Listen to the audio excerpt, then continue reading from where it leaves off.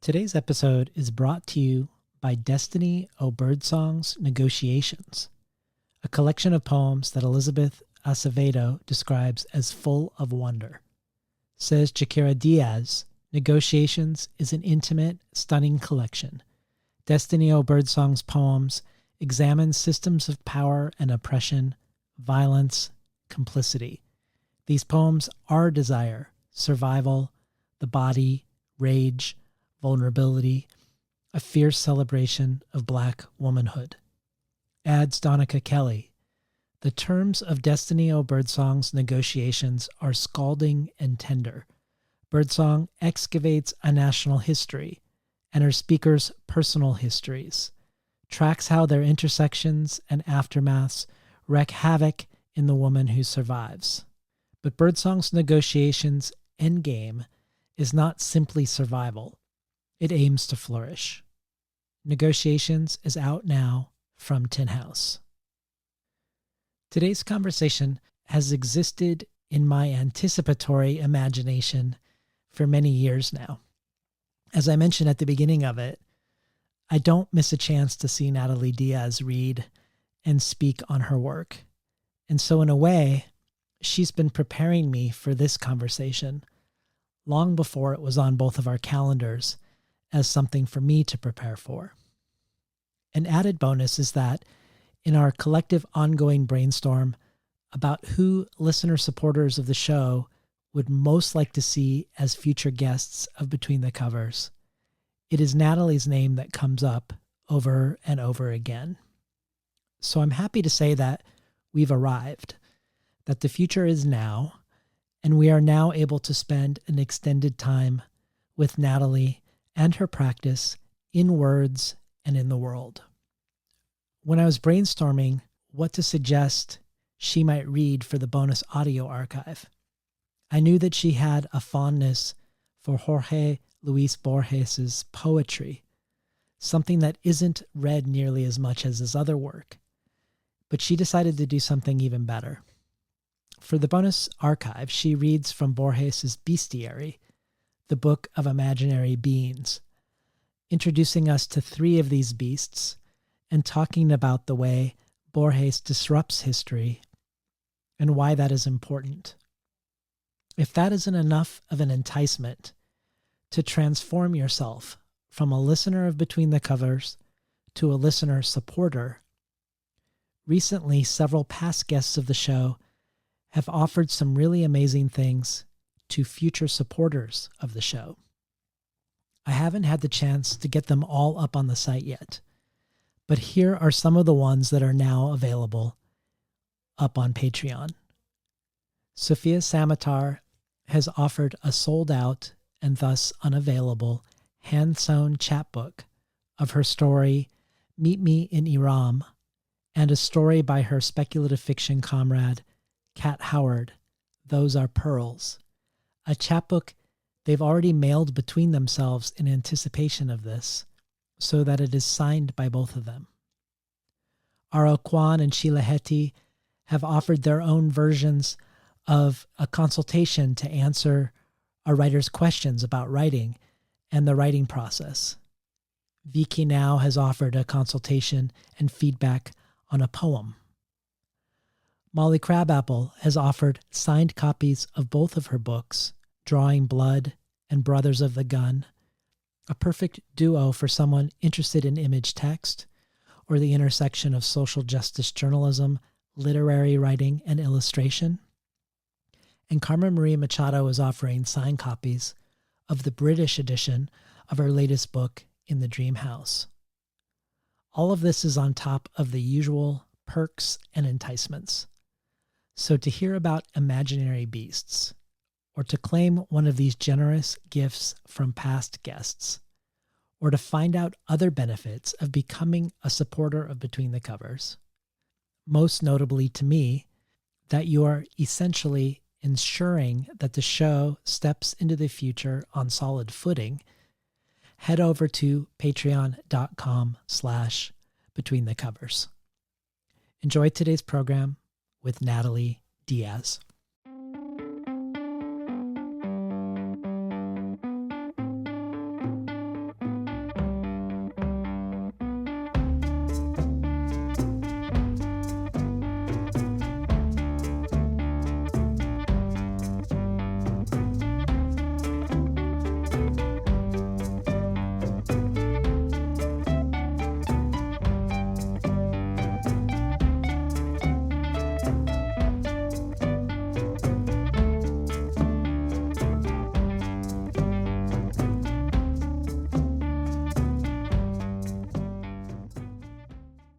Good morning and welcome to Between the Covers. I'm David Naiman, your host.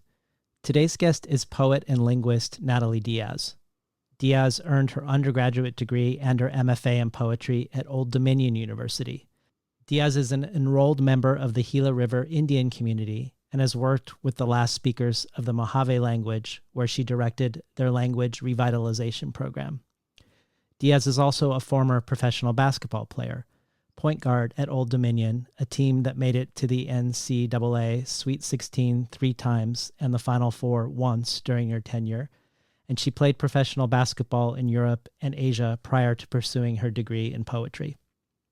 Diaz is currently the Maxine and Jonathan Marshall Chair in Modern and Contemporary Poetry and director of the Center for Imagination in the Borderlands at Arizona State University.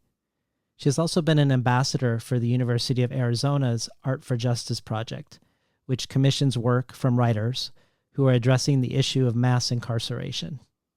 Natalie Diaz's 2012 debut collection of poetry from Copper Canyon Press, When My Brother Was an Aztec, was a winner of the American Book Award and was a finalist for the PEN Open Book Award.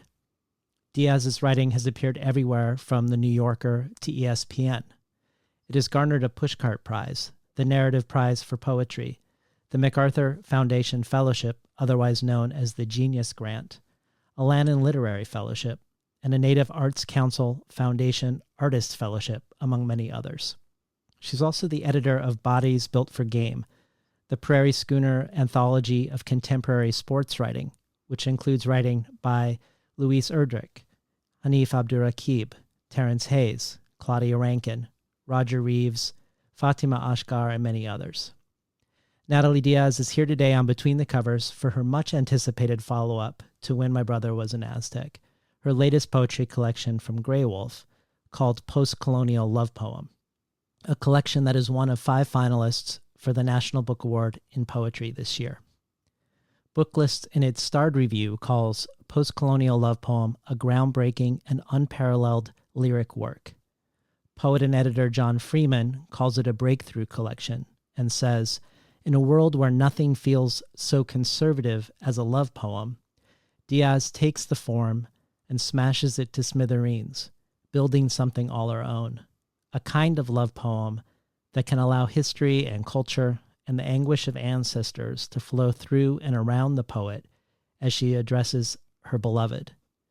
Amelia Phillips says in the New York Times Book Review, Diaz's collection is no doubt one of the most important poetry releases in years, one to applaud for its considerable demonstration of skill, its resistance to dominant perspectives, and its light wrought of desire. Finally, Louise Erdrich says, with tenacious wit, ardor, and something I can only call magnificence, Diaz speaks of the consuming need we have for one another. This is a book for any time, but especially a book for this time, these days, and who knows for how long. We can only touch a trusted small number of people. Diaz brings depth and resonance to the fact that this has always been so. Be prepared to journey down a wild river. Welcome to Between the Covers, Natalie Diaz. Gracias for having me and for that generous opening. It feels like now we're here with other people, so it's doesn't have to just be me here in front of you. Yeah. But yeah, gracias. Well, over the past 10 years, I've tried to never miss an opportunity to see you read. And one of the things I've always appreciated about your readings and lectures is the way you often bring up a word that you distrust, a word that often, I think, comes with a lot of goodwill attached to it. So one time it might be the word sustainability, another time it might be truth or empathy or citizen. So it seems like a good place to start our conversation by looking at the words in the title of the collection. And I wanted to start with your thoughts, or what thoughts come to mind when you employ the words post-colonial love. I think a lot about post-colonial itself, and of course love. Love is one given to us all very early. You should love this person, or most importantly and detrimentally, you shouldn't love this person, or um, what that means. It's both of these words for me are compelling because they are both so generic. You know, I was told love, but was never really told about its capaciousness or how I might exist in it. And so I knew it was something I should aspire to as a type of goodness. And I also began to realize when I was disallowed from entering it, this kind of the profane, that it was love was inside the temple and I was perpetually, outside the temple. And postcolonial is, again, it's the condition, I think, of language for many natives or many indigenous peoples, is that we should be engaging with postcolonial, decolonial in some way. And those words, I guess I have a great gift of poetry in that it gives me time to relocate myself or the people I love in a language. When I think about postcolonial, I don't know that we know what it means, because it shouldn't mean something. It should be a series of acts or practices, or a way that I encounter and move my body, or the way that I encounter others and respect or honor their bodies in some way. And for me to set those together, I mean, it came up tongue in cheek, to be honest. I was, because the love poem is a place that I wander in often, that I return to often, that I find some of my, like, I guess what I find in the love poem is a place that's not the future, it's not the past, it's not now, it's a place that can't be confined in that way, because in some ways it's the ecstatic. And is the ecstatic outside of the body? Is it inside the body? Well, in some ways, the idea of the love poem to me is an energy much larger than I am. Mm. Like, in some ways, I think the energy of the world that has made itself, the literal world, from cosmos to dirt to mountain, that to me feels very ecstatic. And so I guess setting those two things side by side happened because I was having a conversation, and I don't know who the conversation was with. It's often with my friend Roger, or my partner. But we were talking about a poem, and I was like, well, I guess all of my poems are post-colonial in some way, and we were just kind of laughing a little bit about that possibility. But yeah, and I mean, I guess that's, for me, that's like the luck and the question of, and the desire that language inspires in me or offers me, is that words are just symbols. And the real interaction I have with language is not that a word means something, but what I might do in relationship to that word on my way toward it, or in my misunderstanding of it, or in the ways it was handed to me. I wanted to ask you about Sorry, my answers are long. I know that No, that's a they're great answer. I love that answer. I'm a nightmare for No, interviews. no, this is the place for long answers, and you'll see some long questions too. Um, I wanted to ask you about love in relationship to a conversation you were recently in about translation and democracy, where you talked about the sensuality of what we don't or can't know of the other, and about your interest in what can't or shouldn't be translated. And I wondered if you saw love in that light, a place where the unknowable doesn't necessarily become known, doesn't become translated, but rather is welcome to coexist on its own terms. I really appreciate that question, because it feels very, I guess what I mean is, that question feels very generous to me, because it's a place I'm wandering in that space and trying to make sense of it, or maybe not trying to make sense of it, but uh, trying to continue discovering in that space, in the space of that question. And I'm going to bring in my partner and I's relationship, because this is a place where I've been thinking of, like, so, I'm a poet, my book is out, all of these things are happening. And there's a way that I've realized that language, yes, it's a part of me and it's important to me, but I'm having a really hard time just like stepping in and talking about craft. It's not that I'm not engaged in what is a line break, but I'm only engaged in it in terms of how it catalyzes or energizes, or what the energy of a word or a language can do in that respect. And so for me, thinking in this way about, you know, when I think about poetry, I guess what I'm thinking about is, what is the language that's meaningful for me? Some of it does go into my poetry, yet the greater body of that language happens far outside of poetry. And when I'm thinking about, ideas of translation, I'm thinking a lot, like many of us are, about knowledge. What is knowledge? Who determines the value of knowledge? Once that value is determined, who then determines how it is disseminated and to whom it's disseminated?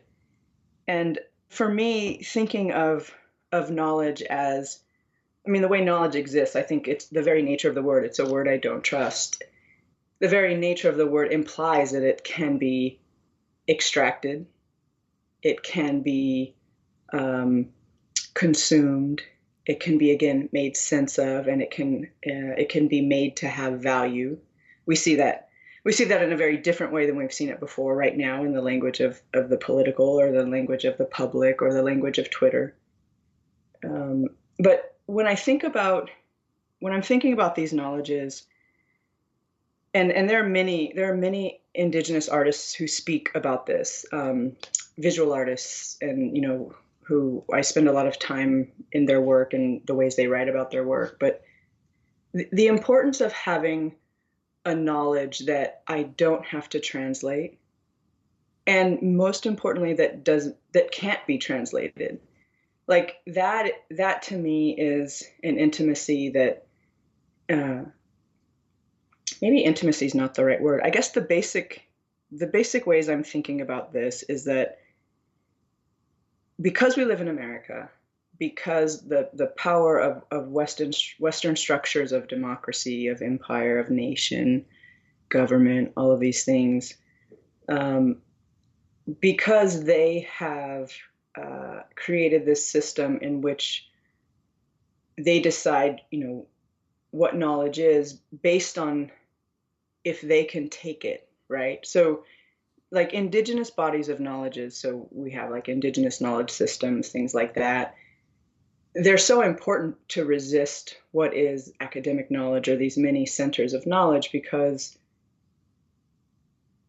they're knowledges that can't be taken. And they can't be taken because the people who try to extract them from the communities don't understand them. And so, knowledge has this terrible power structure of, if I can take it from you, then it's valuable. But if I can't, then it doesn't mean anything. And this is the way we've pushed so many knowledges out. This is why we don't let Indigenous peoples into certain conversations. This is why we don't want queer, trans, non-binary, non-gender conforming peoples in conversations. This is why we don't want Black farmers in conversations.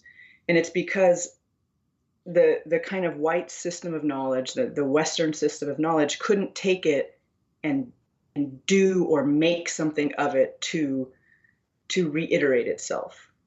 And so for me, that, whatever questions I can form from that have been extremely important. And the language that matters to me most right now is the language that my partner and I are making in our home. And it's not an easy language. My partner is Black, I'm Indigenous and Latina or Mexican. We're both queer. We're out in the middle of this little desert town on my reservation.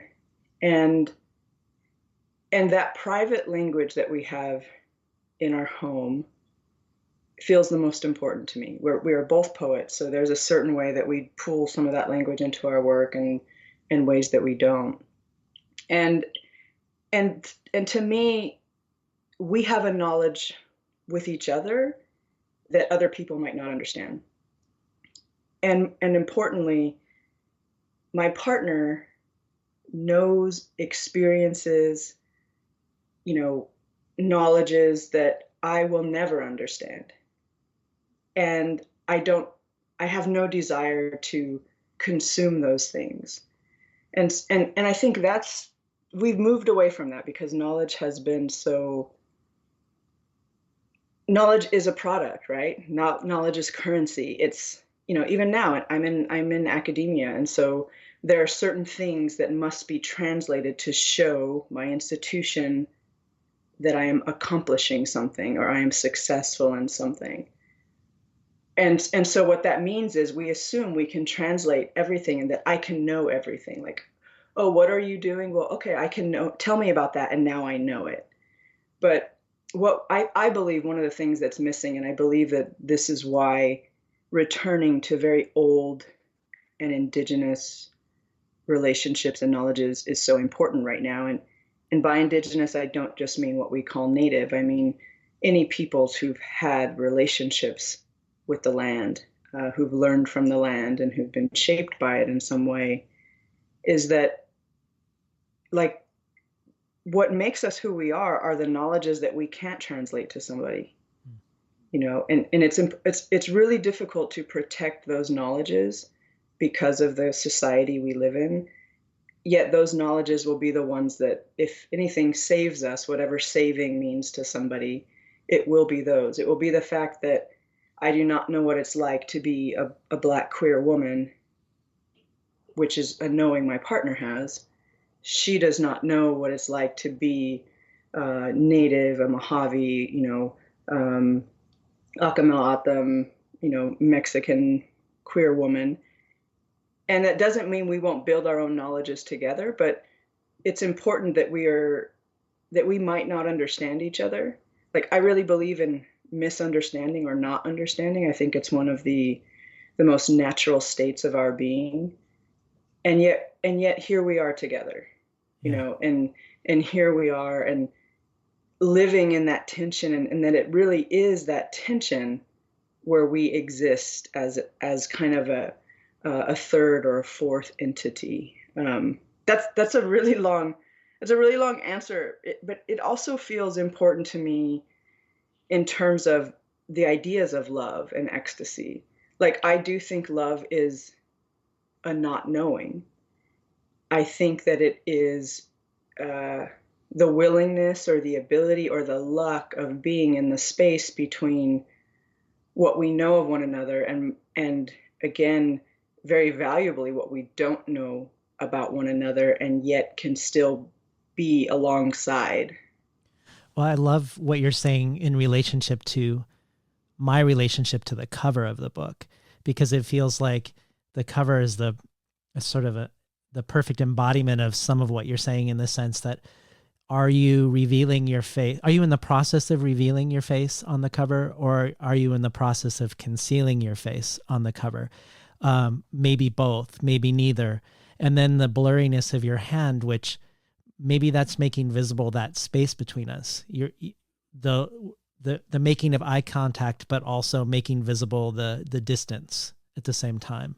I don't know if that's anything behind what this portrait is, but it certainly is what I thought of. And it doesn't feel knowable. It feels like there are multiple answers or maybe no answers. I like what you said. Like, it doesn't feel knowable, and the term that I've used uh, lately, and I'm one of those people. I cycle through words because sometimes I find a word and it's the change I needed, and I spend time in that word, and the word doesn't change enough for me. So then I have to find a new set of words. But right now, a word that's really important to me is unpinnable. Mm. And I've referenced it a few times in conversations, but the importance of being unpinnable, especially for a person like me. And the photos on the book were part of a self-portrait project that I did. And originally I was asked to reply, react. Those are always awful words when you're asking an indigenous person, like, can you please respond to this or react to this? But it was Edward Curtis's some large number of an anniversary. of their work in the Pacific Northwest. And, they were very thoughtful in bringing in Indigenous voices to respond to that. And Edward Curtis had taken photos of Mojaves. In fact, one of the most famous photos, which I've recently seen on books that are not about Mojaves, and is they called her Moja, or sometimes Mu, or they basically got her name wrong, and it was not her name; it was her clan name, and so the clan name was Ma, and so there's this picture of this young girl, and then of course many other natives. But as people know, Edward Curtis would often dress you in other people's regalia or other people's quote artifacts, and then they were required to stand still, to be pinned down by his projection of what he wanted people to know of what he thought of natives. So of course it was like, I'm trying to capture this moment so that as we move forward, we don't lose this moment. And that's the typical American way of thinking about natives. We're always a footnote. Even so much modern contemporary literature is, I don't know how many times I've seen a line such as this that says, and our native brothers and sisters, or and we're on unceded territory, or and we're on, stolen land, as if that acknowledges us in any way. And really by doing that, that's saying we don't exist. Mm-hmm. We exist only in that past. And so when I was interacting with those photos, one, I wouldn't even say I'm a budding photographer. I love images. I love reading about photography. I've never taken any kind of training or course with this, but what I did with these photos, what I wanted to do with these photos is to be unknown, like as you're saying, to be unpinnable.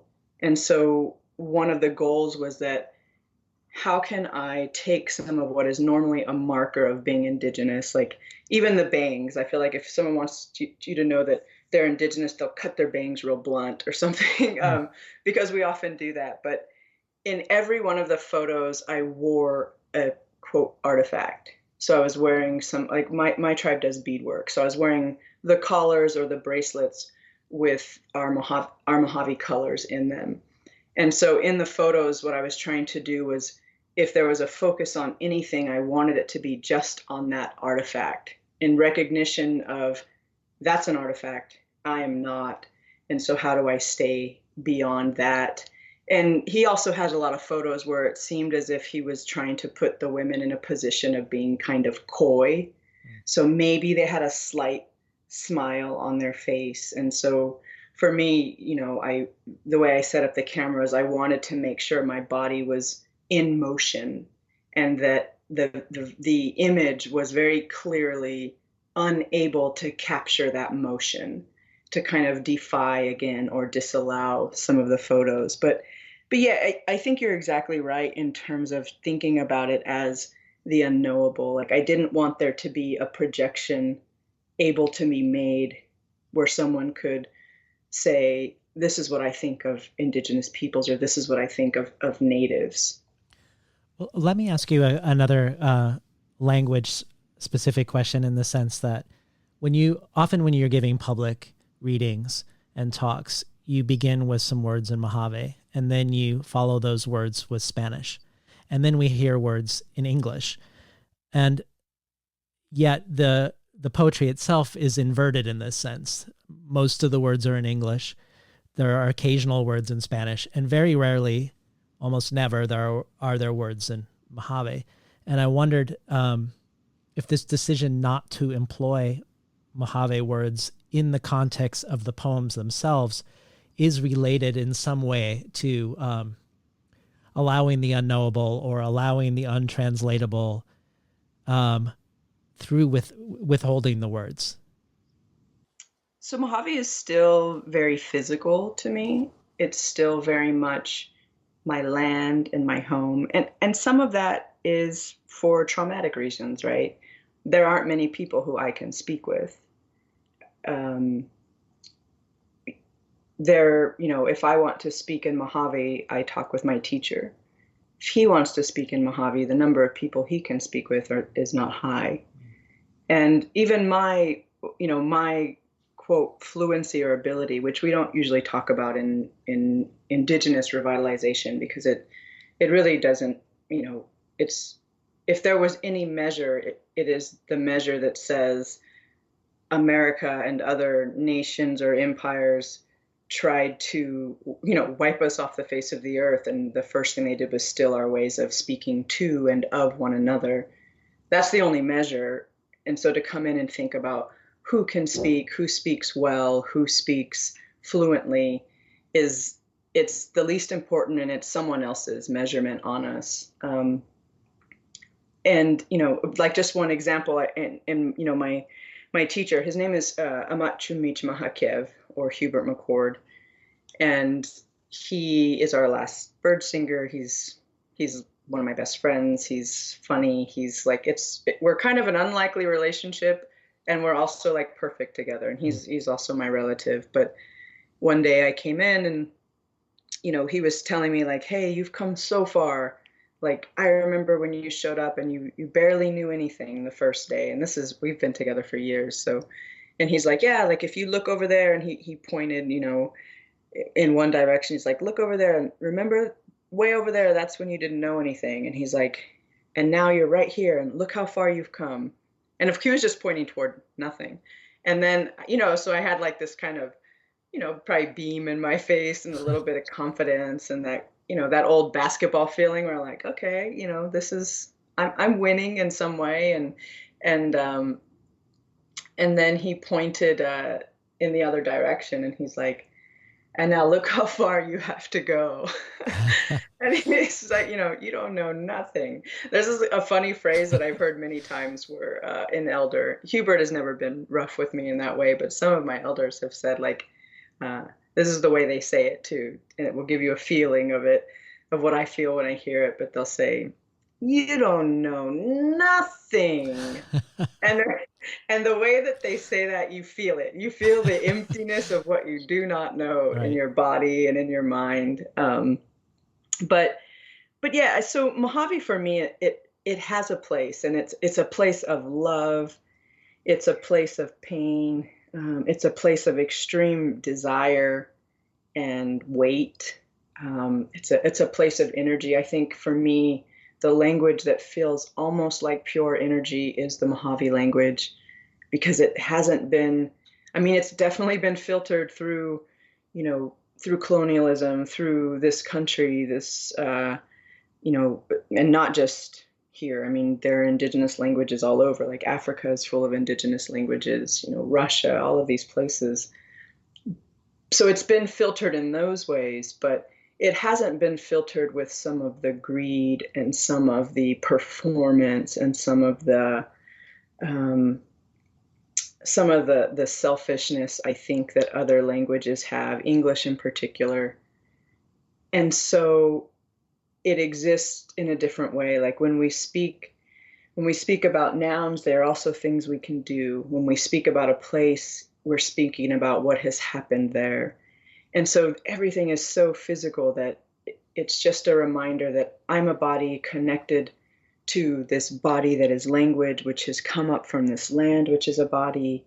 And so it's difficult to bring it on the page. When I do bring it on the page, it's because it's the only thing, it's because there is no English to carry it. And in the second book, in Postcolonial Love Poem, the first water is the body, is the place where I feel like I've given my readers one of the most powerful words I know. In Hamakav, in Hahavil, in just saying in Yech Hamakav Chidum, like I feel like I've given my readers a gift in that, which is to hear, and not me, I don't even mean me, because in some ways there's a speaker in the book, but to hear someone say, this is who I am. And it's not about I as an ego or I as a flesh body, but it's I as a being. And I feel it every time I say it, every time I read it. And so, and then the other piece where I said maybe something that other Mojaves might think to not say, but I said my name in Mojave, Mm. which I don't often say to people in person. But and that was in the poem Snake Light, where I come out and say what my name is, and I say what it means. And that name is from my great grandmother. Mm. And so, you know, and I don't feel any kind of betrayal there, but what I feel is that I'm slowly learning how I'm slowly learning um, not how to make Mojave exist in English, but to give Mojave a place within this other language that it can't be touched. Yeah. No, it makes me think a little bit of a conversation I had with the poet Mary Kim Arnold, and we were talking about a quote by your fellow National Book Award finalist, Don Che, where she was talking about how Korean and English are not transnationally equal. If, oh yeah, that's such an amazing book. I uh, have Domi's book here, and yeah, I spent so much time in it. yes. And, with South Korea being a neo-colony of the US for 70 years, it's impossible for the two languages or the two sides of the hyphen of a hybrid identity to be relating to each other in equal ways. And it sort of feels like the ritual that you do before each reading is reminding us of that even you start with Mojave, you then go to Spanish, then you go to English, but the subsequent talk is going to just be in English, and that is not by accident. That's a product of power and erasure, and sort of reminds us again of the way these languages are in relationship to each other. And before we hear some poems, I just wanted to stay on this notion one more beat around love in relationship to empathy.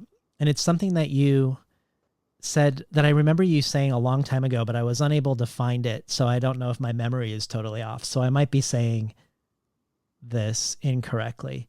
But I wondered if made me think of how like translation empathy is usually put forth as an inherent good, that the ability to know and to understand the other is something to strive for.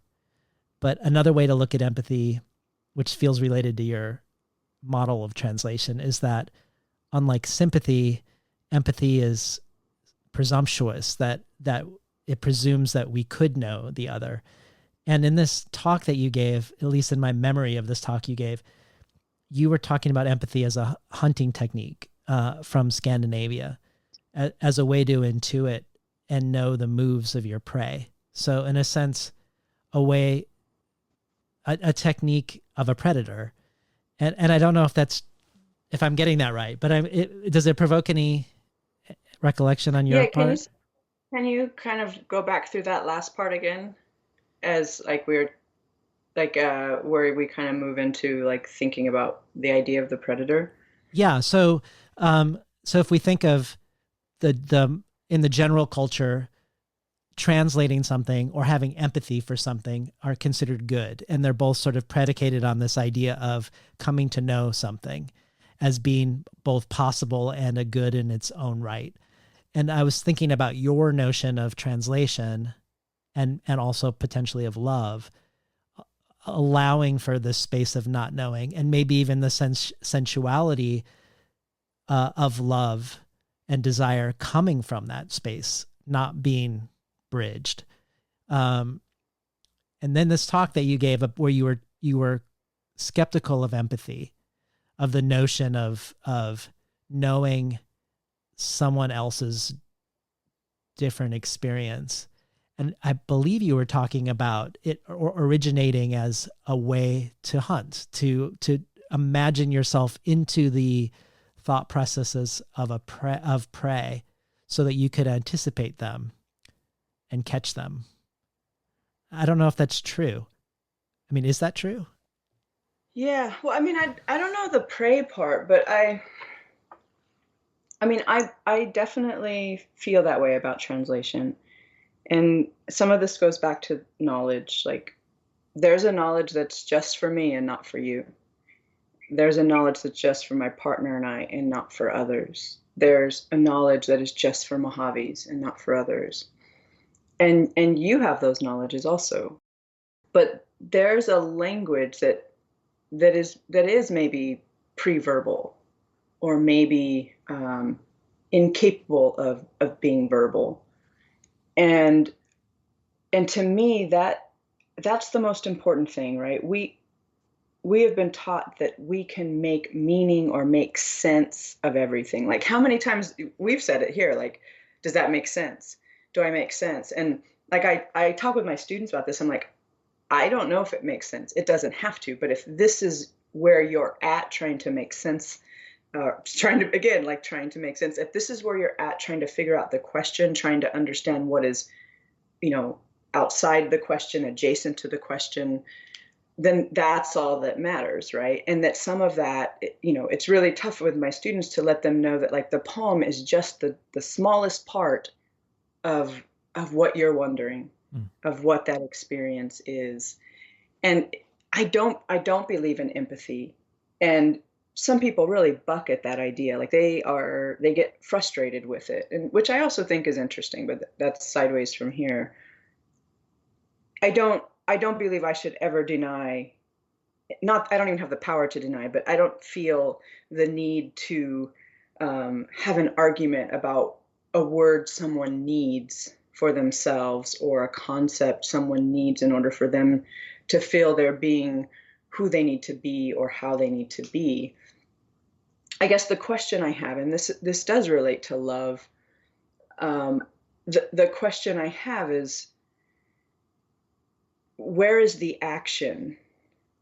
Like, I feel like I have a body, and when I say a body, I mean a flesh body that has a power that I don't even understand, to act, to interact.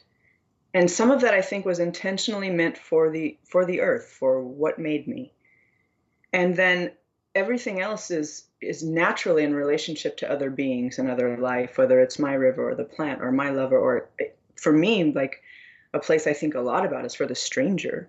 What does that mean for the stranger, to treat the stranger as a beloved? And sometimes we pretend that English is the action, that language is the action. I believe language is physical.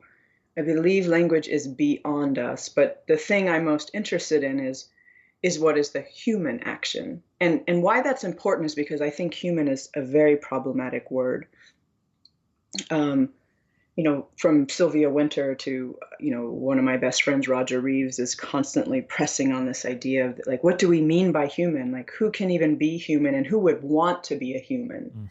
You know, um, and so I think a lot about that relationship. And what does it mean? Like, so I don't believe empathy is possible, and yet the fact that it's not possible is, to me, the most possible. Mm. The most possible scenario is, like, I have no idea what it feels like to be someone else. You might have lost your mother, and I might have lost my mother, but I have no idea what you feel like. I know what I feel like, and that might inspire me to have certain ways of caring or even avoiding, but it's not the same feeling, and it doesn't need to be. Right. Like, for me, the fact that I can be next to someone and not need to pretend I can be in their shoes, like, that's what life is. That to me is the ecstatic. And I mean, and I've written a little bit about this, and we had talks about this, but if there really was such a thing as empathy, we couldn't fucking stand it. Yeah. Because what is happening right now in the world, like, I mean, and I don't, I mean, we keep saying, like, kids in cages, but that it's worse than that. Like, the ways that we are holding people in detention, you know, men and women and children, the ways that um, we're pushing them through one of the worst corridors in the desert. And right now in the desert, the heat, the temperature is shifting. So you might think it's a relief for them, and I'm talking about people crossing the U.S. Mexico border who are not all Mexicans. who are not all Central and South Americans, many of whom are East Asian, an amazing portion that most people don't know, or a large percentage that most people don't know about, are coming from Africa. My partner does work with No More Deaths and also visits some of the detention centers. And because my partner is Black and there are very few Black people who do this, she's always set up with the Black women and, people from Haiti, people from Cameroon, and some of the things that they've been through. But the fact that we do that's happening right now, and even though, it's not the heat that will kill them right now, it will be hypothermia, or it will be some unimaginable violence that happens to them. That's happening right now as I'm sitting here having a conversation with you. And yet I made a good coffee, I'm drinking clean water. If there really was empathy, I wouldn't be able to take it. My mind would buckle beneath the things I quote know, but can't embody in that knowing. And I also feel like I don't know where empathy ends or begins. I have the same problem with the idea of witness. It's to say that I have empathy. It's like, for me, when I think about what is empathy, this is one lens of the way I think about it. It is me seeing or hearing about something that's happened to someone and being able to imagine how I would feel if it happened to me. It has nothing to do with them. People are getting bombs dropped on them right now. We're sending, who knows how many American drones right now are, moving toward autonomous death, or, bringing entire family homes to rubble in the tribal areas outside Pakistan, and what's happening in Gaza right now. And because I can't imagine it happening to me, here we are. Right. And so I guess that's the thing, is the only thing that feels at stake in empathy is that it not happen to me. Yeah. So I struggle with that a little bit. And, I think about, I've been doing some work around this, and I have a friend who's doing work around this in a different area. And a while back, I did some work at Vera Listener on freedom of speech, the idea of freedom of speech. And I don't feel like I don't think it's a valiant thing. I don't think it's a right. I actually think it's more harmful than good, the ways we've set up freedom of speech. I say that also understanding that I can speak and not be persecuted for it in ways that other people are, poets. But we were talking about the book Beloved, and we were talking about the character Sixo. And when they first introduce Sixo into the story, or when he first appears, they're talking about him being gentle, and they say, but that's when he was still speaking English then, but he stopped speaking English because there was no future in it. And that, and I don't take that in a very literal way, but to me, I'm really thinking about that, because all of our buzzwords, I don't know what a liberal is. I don't know what empathy is, all of these allyship. And it doesn't mean that they aren't useful for people. It just means that for me, I can't find the action in them. And I'm in a space where I am trying to figure out what I can do with a life. And I'm not saying that I want to save the world. But sometimes the smallest gesture, and I don't know what they are sometimes, but I'm searching for them. And poetry is one of those. I think of them as touch. It's one way I touch my life. And it's lucky that there's evidence or there's reply back that that the things I do touch other people's lives. But that to me feels like the lucky part. Yeah, so I spin around in some of those things. And again, it's not that I feel like I know something about them, it's quite the opposite. It feels like yeah, it feels like I want a different knowing than the one that's in my head that says, "Oh yeah, I know how you feel." Yeah. Because I don't. Right. I don't know that I ever will. Well, if you're willing, I'd love to hear the opening poem, Postcolonial Love Poem, the poem that's set apart from the others between the epigraphs by Joy Harjo and Mahmoud Darwish. And then after that, if you are amenable, the American arithmetic. Both of those quotes that both of the epigraphs are quotes on either side of the poem are two writers who've been extremely important to me, and also uh, just language that when I came across it, I knew I knew at once how language also fails, but then I also knew our desire. The language is one of our desires to live. I'm just going to read those quotes and then I'll read the poem. So the epigraph that opens the book is from Joy Harjo's Conflict Resolution for Holy Beings, which is just a book that I come back to again and again. I am singing a song that can only be born after losing a country. Joy Harjo. And Mahmoud Darwish, thinking about indigeneity and Palestine and Gaza and just some of the work Darwish has done, Journal of Ordinary Grief in the Presence of Absence, Fadi Judah translated Butterfly's Burden. Yeah, it's language beyond language. We admitted that we were human beings and melted for love in this desert. Mahmoud Darwish. Postcolonial Love Poem. I've been taught bloodstones can cure a snakebite, can stop the bleeding. Most people forgot this when the war ended. The war ended depending on which war you mean. Those we started before those millennia ago and onward, those which started me, which I lost and won, these ever-blooming wounds. I was built by wage, so I wage love and worse, always another campaign to march across a desert night for the cannon flash of your pale skin, settling in a silver lagoon of smoke at your breast. I dismount my dark horse, bend to you there, deliver you the hard pool of all my thirsts.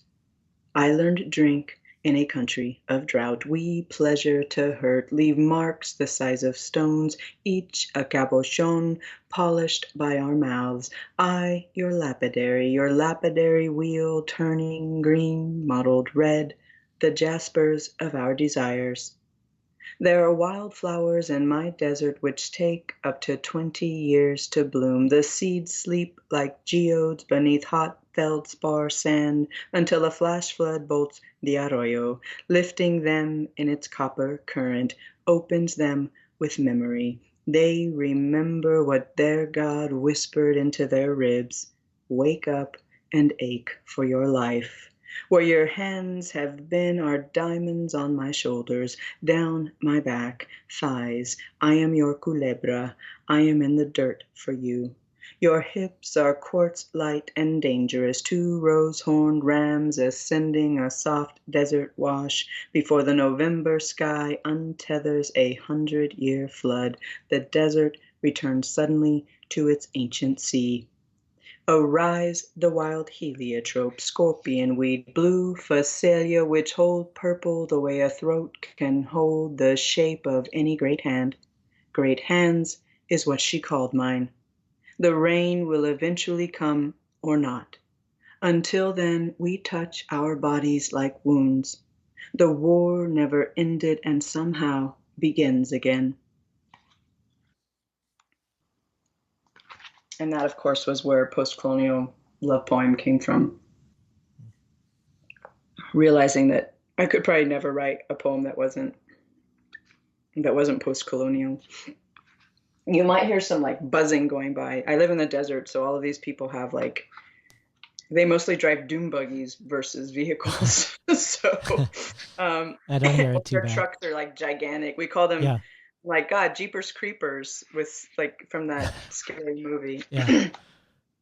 So I'll read American Arithmetic, and I don't know if we'll talk about this, but I was just struck by like statistics, right? Like that the fact that natives exist largely as statistics. And what I mean by that is we're barely considered, how many times have we seen in the New York Times or large media. I think people had to fight for us to be represented in COVID, even though we have, it struck us so bad, and there were a lot of journalists who were fighting for that. And so with this poem, I wanted, it was just part of that, part of me demanding something beyond a statistic, or, trying to think, uh, I guess trying to recognize the story of the statistic, or that the statistic is not us. The statistic is what America has put on us as a kind of stamp in some ways. And then there was also uh, I was in a conversation where someone was talking about, that statistics could never be emotional. American arithmetic. Native Americans make up less than 1% of the population in America, 0.8% of 100%. Oh, mine efficient country. I do not remember the days before America. I do not remember the days when we were all here. Police kill Native Americans more than any other race. Race is a funny word. Race implies someone will win, implies I have as good a chance of winning as who wins the race that isn't a race. Native Americans make up 1.9% of all police killings, higher per capita than any race. Sometimes race means run. I'm not good at math. Can you blame me? I've had an American education. We are Americans, and we are less than 1% of Americans. We do a better job of dying by police than we do existing. When we are dying, who should we call? The police or our senator? Please, someone call my mother. At the National Museum of the American Indian, 68% of the collection is from the United States. I am doing my best to not become a museum of myself. I am doing my best to breathe in and out. I am begging. Let me be lonely, but not invisible. But in an American room of 100 people, I am Native American, less than one, less than whole. I am less than myself, only a fraction of a body. Let's say I am only a hand. And when I slip it beneath the shirt of my lover, I disappear completely. We're talking today to the poet Natalie Diaz about her latest collection of poetry from Grey Wolf, Postcolonial Love Poem. I did want to talk about the statistics in American arithmetic. The notion that this is probably news to most people, that there's no other group that is killed more frequently than Native Americans by police. And I've been thinking about that if we look at Black pain and injustice, it is made very visible as spectacle, and how how white mass murderers are arrested without being harmed, the media censoring the corpses of white bodies and of bodies coming home from our wars of any color. But at any time I can watch videos of any number of unarmed Black men and women killed by the police. And even if I haven't wanted to see those videos or photos, I've likely had them put in front of me. A knee on a neck, a grieving mother undone and in distress. And in a recent conversation with Imani Perry and Kiesi Lehman called it the titillation that people get from the spectacle of Black pain. And Saidiya Hartman describes the consumption not just of Black pain, but of Black social life as something vampiric. But the positioning of Native Americans in the American discourse seems to be one of having no position. And I'm thinking, for instance, say Multnomah County, where Portland is the ninth largest urban Native American population in the United States. And there are 28 Native organizations in the Portland area. And yet I suspect most Portlanders wouldn't think of or know of a Native presence in the city whatsoever. And more to the point of your poem, crimes against natives don't even make the news. They're non-events. The epidemic of disappeared and murdered Native women, that in 1980, 9% of female homicide victims were Indigenous, which is already wildly disproportionately high, but that increased to 24% by 2015. Or that in Canada, the homicide rate of Indigenous women is 6 times higher than the national average. But the epidemic is largely unknown, that most people probably can't name a single person by name, a single murdered Indigenous woman by name like they can Trayvon Martin or Michael Brown or Breonna Taylor. And I guess given how much we've talked about the ways others can't be known or understood when it comes to translation or love, if you could speak to this other phenomenon, the American arithmetic of this poem, which doesn't seem to put the Indigenous experience in the equation to begin with. This is exactly the way America wanted it, right? It was erasure in order to take the land. So in some ways, it makes perfect mathematical sense of how America became itself. The same kind of terrible mathematics that that created and maintained chattel slavery for so long.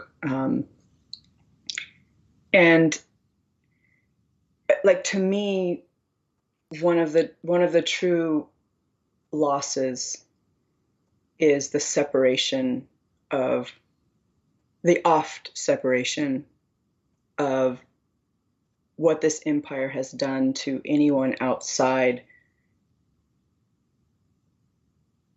the recognizable and familiarity with a flesh body of power.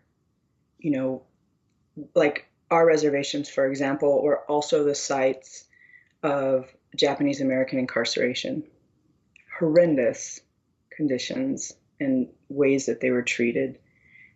Thinking about the state of Chinese migrants or Chinese Americans and what they were put through. Imprisonment. Thinking about the beginning when the missions came and what happened to men and women and children of sexual abuse, and even a kind of forced labor or enslavement that didn't last because we also didn't last. To me, this is exactly what America wants. They want us to keep reestablishing what is the beginning. And this goes back to when I was talking about, footnotes. The statistics of, like, when we're thinking about, let's just think about land, because that's how most people think of natives. So we'll just join them right now with that lens. There's about 370 million indigenous peoples around the world. And we are responsible for or hold tenure over lands that are 85% of the world's biodiversity. Like, people do not realize, because they don't have to, because they are engaged as well in what is occupation and what is displacement, in what is straightforwardly land theft. And it's not enough to say I'm on occupied territory, or, it's because that's not what land is about. It's about relationship. And it's not simply about whether we were brought here because we wanted to be, or whether we arrived here because of something as horrendous and inexplicable. There's no word I can put on on the system of enslavement in America, and how that has not stopped, has just reorganized itself throughout time, or what's happening right now with what we call refugee or migration. You know, migrations have always happened for terrible reasons, for natural reasons. And what we reduce indigeneity to is land. It's okay, pipelines. And, you know, they polluted their water. Well, what's happening to natives with water, we're seeing happen in Flint, Michigan.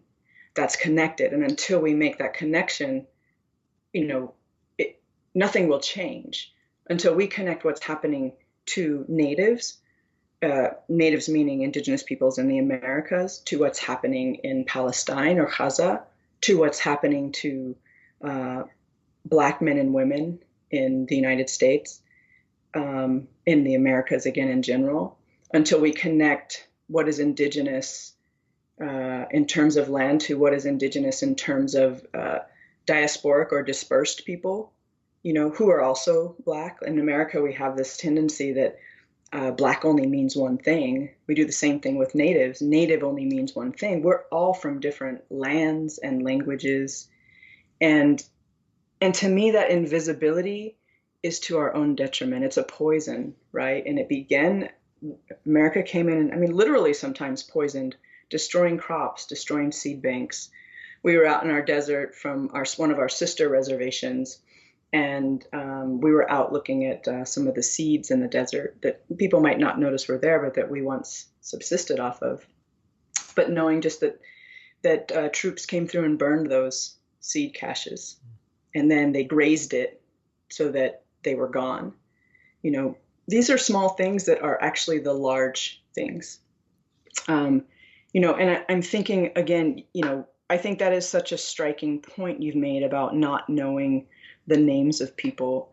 The fact that there is no count for murdered or missing Black women in the United States. There is no count for murdered, missing Indigenous women in the United States. That is connected. What's happening to women in Ciudad Juarez, that is connected. And it's unbelievable to me I mean, and for me, some of why that's disconnected is because I think American scholarship has to do more. It's not enough to study it and to speak amongst one another about these things without considering what that information is, and that information actually exists in communities already. And what does it mean it is a type of extraction, I think, a lot of times when we take this and like we write papers and things about it. You know, I am struck always by Saidiya's work and Kiese's work, among other people. And I'm thinking, you know, thinking about like Black Death as a kind of like titillation. And I think titillation is a good word, because I think I would push it to ecstatic. I think there's the white ecstatic. And we once pretended to tie that to Christianity. I'm thinking of like Saint Therese and all of these things, but the white ecstatic is very much tied to the lives and deaths and diminishments of who is outside that structure, whether it is, you know, those trying to cross the border, or whether it is indigenous peoples on their lands right now. You know, there's my friend Nick Galanin, he's a visual artist, and he recently did a piece on John T. Williams, who was a carver, and from like the Nuu-chah-nulth Nation. And he was gunned down by a policeman in Seattle because, well, we know like the stories of because, but he's a carver. And so he had a carving knife in his hand, you know, coming from doing what he does. And I mean, you know, the list of names goes on, but the fact that never makes the news. Right. You know, the things that happen on my reservation, people would never hear it. And so, and that's what I mean by the statistic. It's such a, in some ways it's stark. Like, they say we're like zero point 0.8 to 1.8% of the population. It shifts depending on, which I was looking at, like, I pulled those numbers from DOJ reports, but um, I guess just realizing all of the ways that we are disconnected and dislocated from those connections, which is why I think indigeneity is a key to what I call constellating all of us. Mm. A constellation is not, it's not saying we're all the same, but what it is it's it's noticing, it's being attentive to the space between those things, and it's also being willing to imagine the different ways those things exist in relationship, and so I guess something I think about, and this isn't, now I think I'm starting to go into some of my own theories of existence, but, we talk a lot about intersectionality, which I think, we all can agree that's a very important concept. And we've also watched how a lot of white feminists have destroyed or morphed or tried to destroy, because it still exists as what it is for people. And in an indigenous way of thinking, we would go beyond intersectionality, right? Like, I think of intersectionality, sometimes the way white people have expressed it or talked about it to me is like they literally think we all rolled up to an intersection and we're like, no, you go first. No, you go first. Right. And so thinking, I guess, about the ways we aren't willing sometimes to state how complicit we are in that power structure. And so I think sometimes of intersectionality as being like a negotiation of that power, right? Like, who should give it up, who should cede it, who should step into the center of it. Whereas some of the ways we think, and I'm not speaking for all Indigenous peoples, but thinking about relationality is, it's understanding that your autonomy means nothing and actually can't exist if it's not in relation to who is around you. And a lot of that is just being on the res. Like, I grew up and my next door neighbor was my uncle, and the person across the cul-de-sac from me was my auntie.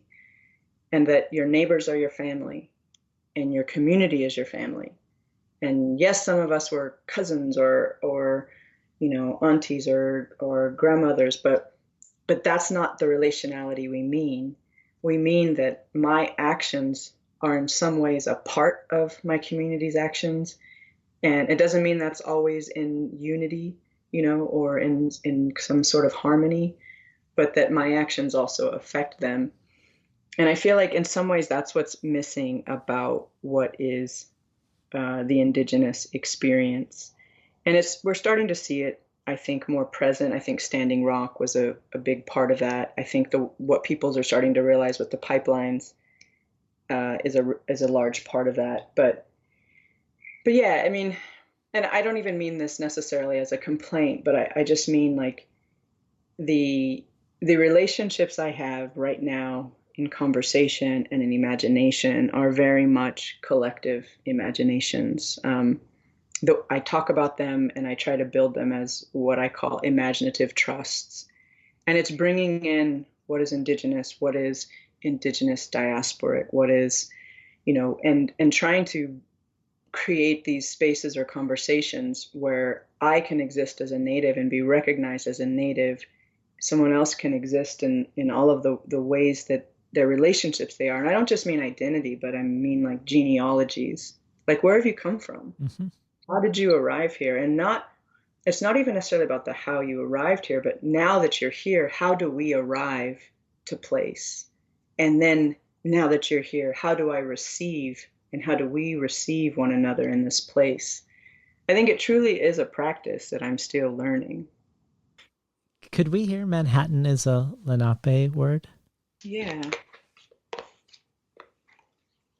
Manhattan is a Lenape word. It is December and we must be brave. The ambulance's rows of light blooming against the window. Its single siren cry, help me, A silk red shadow unbolting like water through the orchard of her thigh. Her come in the green night, a lion. I sleep her bees with my mouth of smoke, dip honey with my hand stung sweet on the darksome hive. Out of the eater I eat, meaning she is mine, colony. The things I know aren't easy. I'm the only Native American on the 8th floor of this hotel, or any, looking out any window of a turn of the century building in Manhattan. Manhattan is a Lenape word. Even a watch must be wound. How can a century or a heart turn if nobody asks, where have all the natives gone?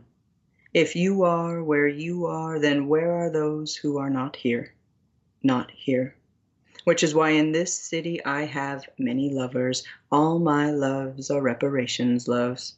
What is loneliness if not unimaginable light and measured in lumens? An electric bill which must be paid.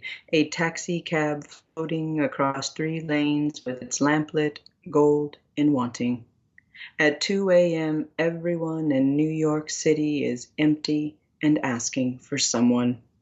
Again, the siren, same wide note. Help me, meaning I have a gift and it is my body made two-handed of gods and bronze. She says, you make me feel like lightning. I say, I don't ever want to make you feel that white. It's too late. I can't stop seeing her bones. I'm counting the carpals, metacarpals of her hand inside me. One bone, the lunate bone, is named for its crescent outline. Lunatus, Luna. Some nights she rises like that in me, like trouble, a slow, luminous flux. The street lamp beckons the lonely coyote wandering West 29th Street by offering its long wrist of light. The coyote answers by lifting its head and crying stars. Somewhere far from New York City, an American drone finds then loves a body. The radiant nectar it seeks through great darkness, makes a candle hour of it, and burns gently along it like American touch, an unbearable heat. The siren song returns in me. I sing it across her throat. Am I what I love? Is this the glittering world I've been begging for? We're talking today to the poet Natalie Diaz about her latest collection of poetry from Grey Wolf, Postcolonial Love Poem. Something I just wanted to add when because I said the white, I was talking about the white ecstatic, and that's something I think about, like especially in relationship to what the quotes that you narrated of Saidiya's and Kies, in that. And what I mean by the white ecstatic is it gives them a space to step. I think it does two things. It's twofold. Like in one respect, it's nostalgic, so that they can look back and recognize the power they have in that. And I think in another way, it allows them to escape having any complicity in it.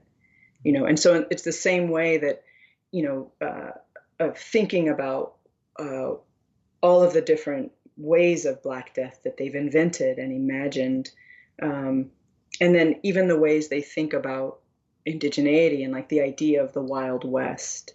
It's like, how can they step into our bodies, through music or through dance? How can they step into that body? And one of the ways that they believe they can, and I think that's behind it, is that they believe they have conquered. They don't want to step into the bodies they have not conquered. And so for them, I think it's this crazy psyche, which is at once nostalgia for that and a return to their power in that relationship. And then I also think it's this kind of sick way of stepping outside their quote guilt or complicity, or that they still have stakes in that power.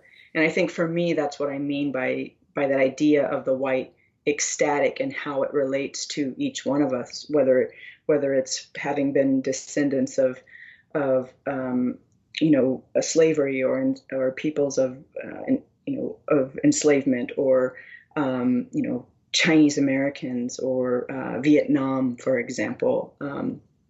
And so there's something about that I knew I wasn't clear before, but that's one of the ways I guess I think about relating to some of what they've said. It somehow feels connected maybe to that predatory notion of empathy also. Um, Yeah, and witness, right? Like, yeah.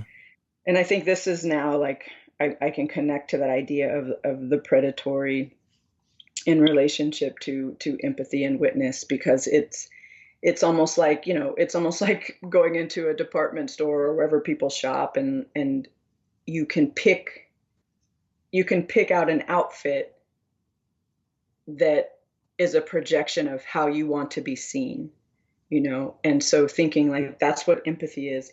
In a lot of ways, that's one way of looking at it.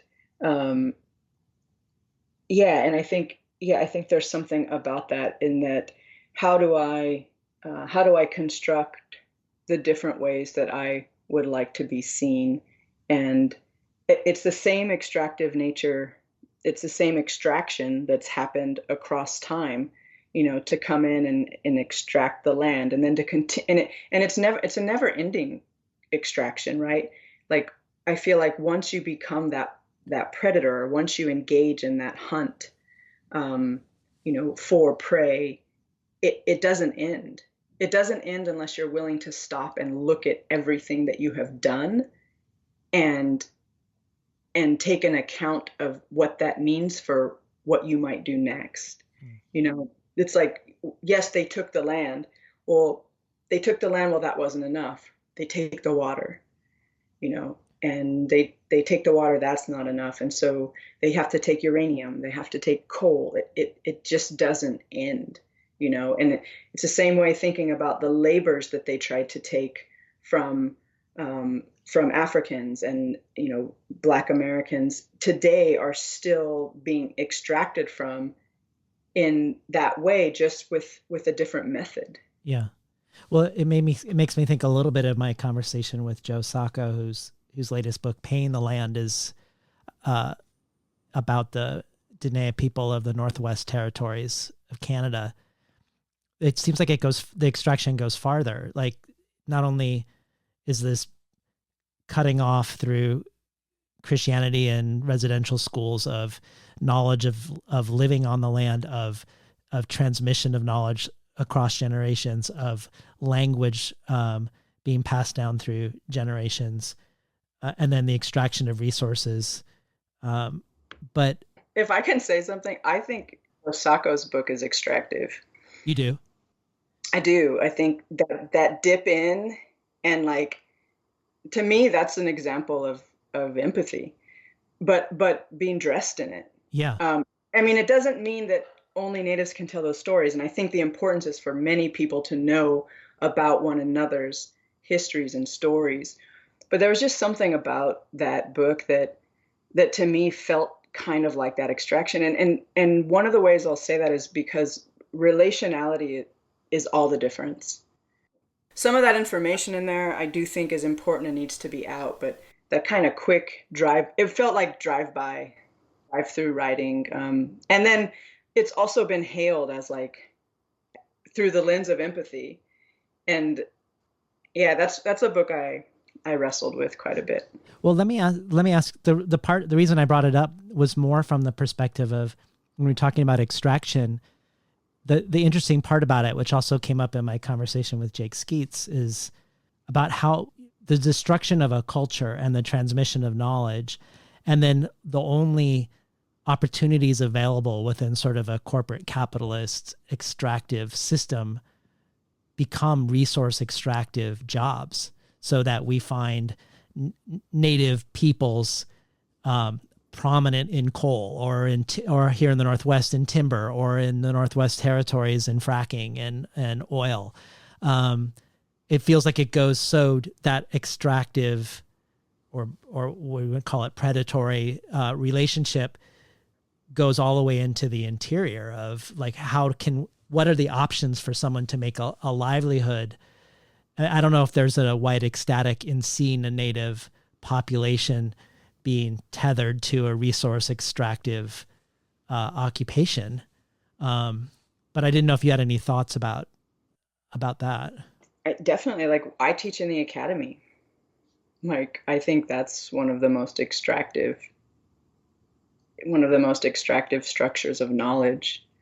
I struggle with it a lot. You know, what does it mean to be a part of the academy, which recognizes itself as a center of knowledge and which decides which knowledges are valued, who receives them, um, and then especially, you know, like, I mean, from the beginning, it's like from the beginning of quote history, there have been stories of which of our indigenous leaders, and I'm saying our very broadly, um, capitulated, or it's probably not the right word, right? Because I think I want to be careful of recognizing what choice means in America and Hmm.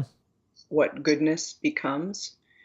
So, for example, here at Fort Mojave, we I'll let that thing pass. But here at Fort Mojave, we still have a lot of our land that, like, I can look at my creation mountain. It no longer belongs to us, right?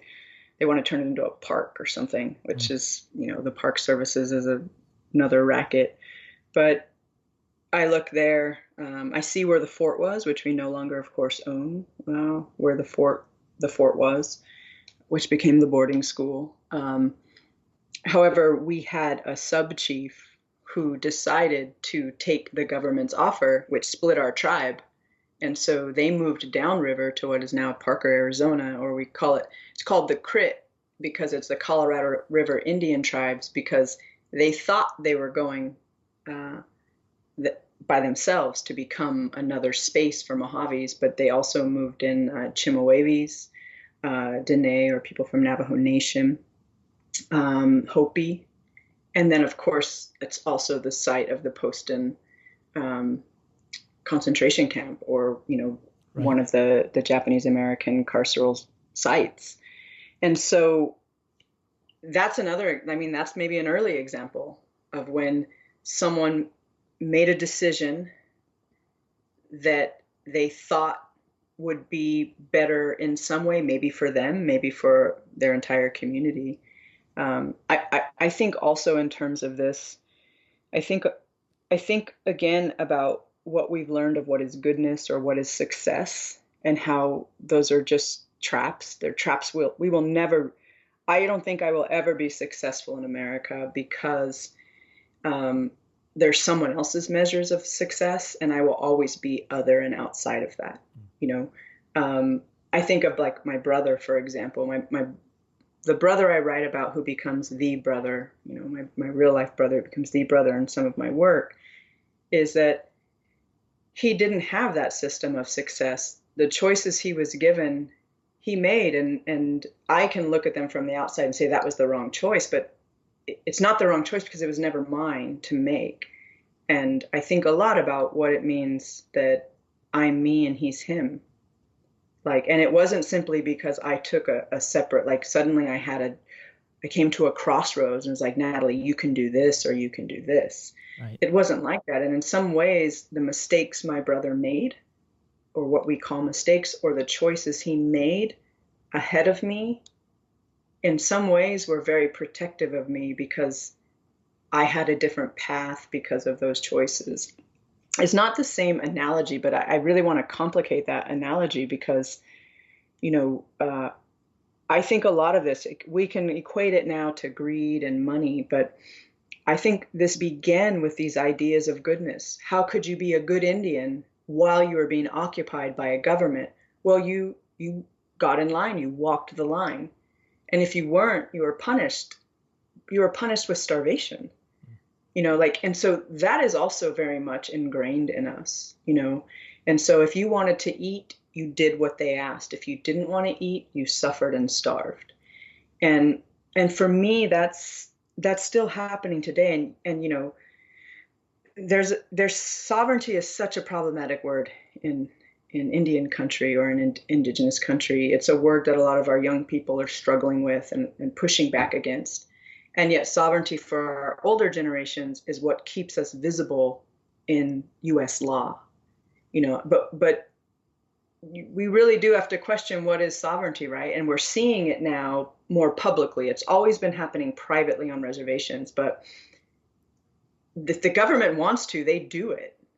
We saw this like very, very much in the public eye at Standing Rock. Mm-hmm. And immediately after some of those pipelines went in, they had environmental disasters right behind it. And so, there were many people in the Navajo Nation who did not want those large mining companies and mines to come in, from uranium to coal. And yet they did. And then you survive. Right. And, it's a really complicated process. So it's a complicated process of living under occupation. I want to take what you're saying now and connect it to something I recently listened to. I attended a virtual event for Seattle Arts and Lectures between Douglas Kearney and Claudia Rankine, and they got on the topic of Afro-pessimism. And Claudia Rankine, while she agreed that today Black Americans are still not viewed as fully human, she believed also, contrary to Afro-pessimism, that we couldn't step outside the system, that Black people had to sort of pretend otherwise about the Black situation, still vote, still elect Black congressmen, still step into roles like Poet Laureate of the United States, still participate within the system while acknowledging that the system doesn't want their participation. And I feel like often when I've seen you talk, you often tell stories that evoke these conundrums, these sort of circular puzzles or traps of living under occupation, as you say. Like, for instance, in your talk with Nikki Finney, you mentioned the experience of visiting your sister in prison, how the bathroom in the waiting room was a complete disaster with tissue and paper towels and everything all over the floor. And that after you went in and cleaned it up to give the place a little island of dignity, the guards would just go back in and turn it all upside down again, that the bathroom being that way was by design. And in a similar vein, you've talked about how the money you've received from the Ford Foundation as a poet is money that's from the prison and carceral system. But the anecdote I wanted to maybe focus on in this relationship was one of your talks at Tin House Writers Workshop, that you were talking about this sense of the inescapable around the Colorado River, and how the system of water rights is asserted through how much water you consume, or in another way to look at how much water you waste. You can't demonstrate your water rights through the conservation or preservation of the water. So tribal nations along the Colorado River, if they wanted to keep their rights, would flood golf courses with water to keep the water access. And the Colorado River runs through many of the poems in Postcolonial Love Poem. So I was hoping we could take this notion of living under occupation and talk about land and water and relationship to body and being, because you very explicitly say that when you say, I carry a river, or the first water is the body, that you aren't being metaphorical or conveying a mythos, but instead asserting an equivalency. And I think that's an important aspect of this collection that I would love for us to not skip over. I think perhaps one of the terms that we should open this with is the idea of the human, to not be fully human. And, I talk about that. Many of us talk about that, but that is the problem, is what is the human? And in some ways, like, America can have their fucking idea of the human. I will never succeed to it. It's built into the language for me not to succeed in it. And so in some ways, like, it's important for me to recognize that, and then also understand that there is then the space outside of the human that I occupy.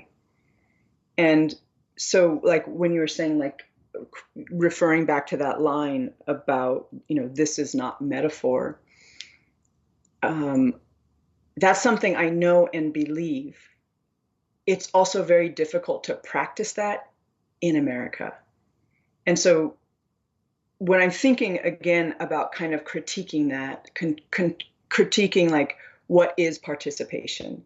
And the question is is there a difference between participation and complicity? Can you participate and not be a part of it? Can you participate and not be complicit in it? And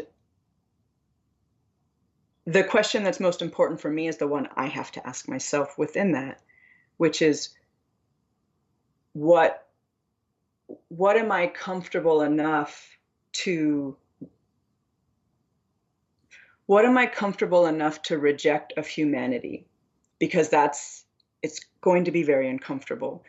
We're in this pandemic situation right now where we're starting to maybe not ask those questions, but move toward them, or like, to imagine what some of that language is. Because I do think a lot about the census. I think a lot about voting. And I think those deserve more critique, and there has to be more nuanced ways of discussing those things, because what we've done is said it's this or it's that. And that's exactly what the American blueprint has banked on us doing. We are citizen or not. So in order to be citizen, I have to participate in these things. I don't know that we do. I don't know, that small move of walking into a bathroom at the prison and seeing them walking into that bathroom in the prison and seeing what a disaster it was. Like, that bathroom was in that state because those people at the prison have a definition of what is human, and they wanted me to know, they wanted every other person visiting to know, we were not succeeding as that human. When I picked that up and wiped the counters and the mirror, it wasn't because I wanted them to know I was human. It was because I wanted me in that moment to be able to enter into a space with my sister and have not just dignity, but care for myself. I deserved more in that small space of a bathroom, right? Maybe the smallest spaces of our lives, like a bathroom. It's a thing we do, a very utilitarian flesh body thing. We go to the bathroom, we wash our hands. But it was important for me, outside of that system, outside of what is humanity, to know that my own body deserved a certain kind of care, so that when I entered into that space with my sister, I was also capable of offering it to her. And I think that's, I think that, and I'm saying this all not imagining for one second that it's going to be easy for us to do what we're going to need to do. And there have been plenty of people who throughout time have done it. I think of Assata Shakur. She's done it and was forced into it in a way. And in some ways, I don't know how I will make my choices about when to not participate or how to not participate. And for me, the question, though, that is difficult is, how will I not be complicit?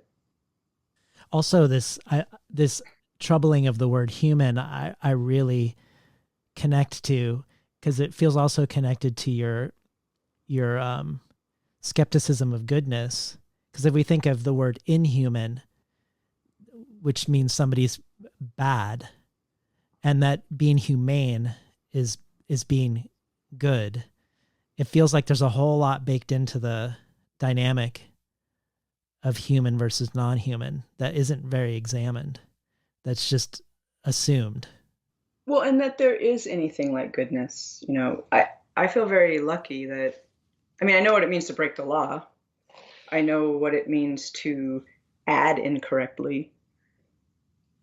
But in Mojave culture, and I've talked a little bit about this, but we had one of our most powerful beings, Pachkarahue, who our mountain was crooked. It's our creation mountain. It's got these beautiful boulder granites that from a distance from here, if I look out the door north, I see it and it looks like a zigzag. But as you get closer, you realize there are these incredible boulder granites. But the mountain looks slightly shifted. He was our most powerful being. He tried to move it, got it almost straight, and then dropped it. And for us, that means like there's no such thing as goodness. And if there is anything, it's the fact simply that we were born Mojave.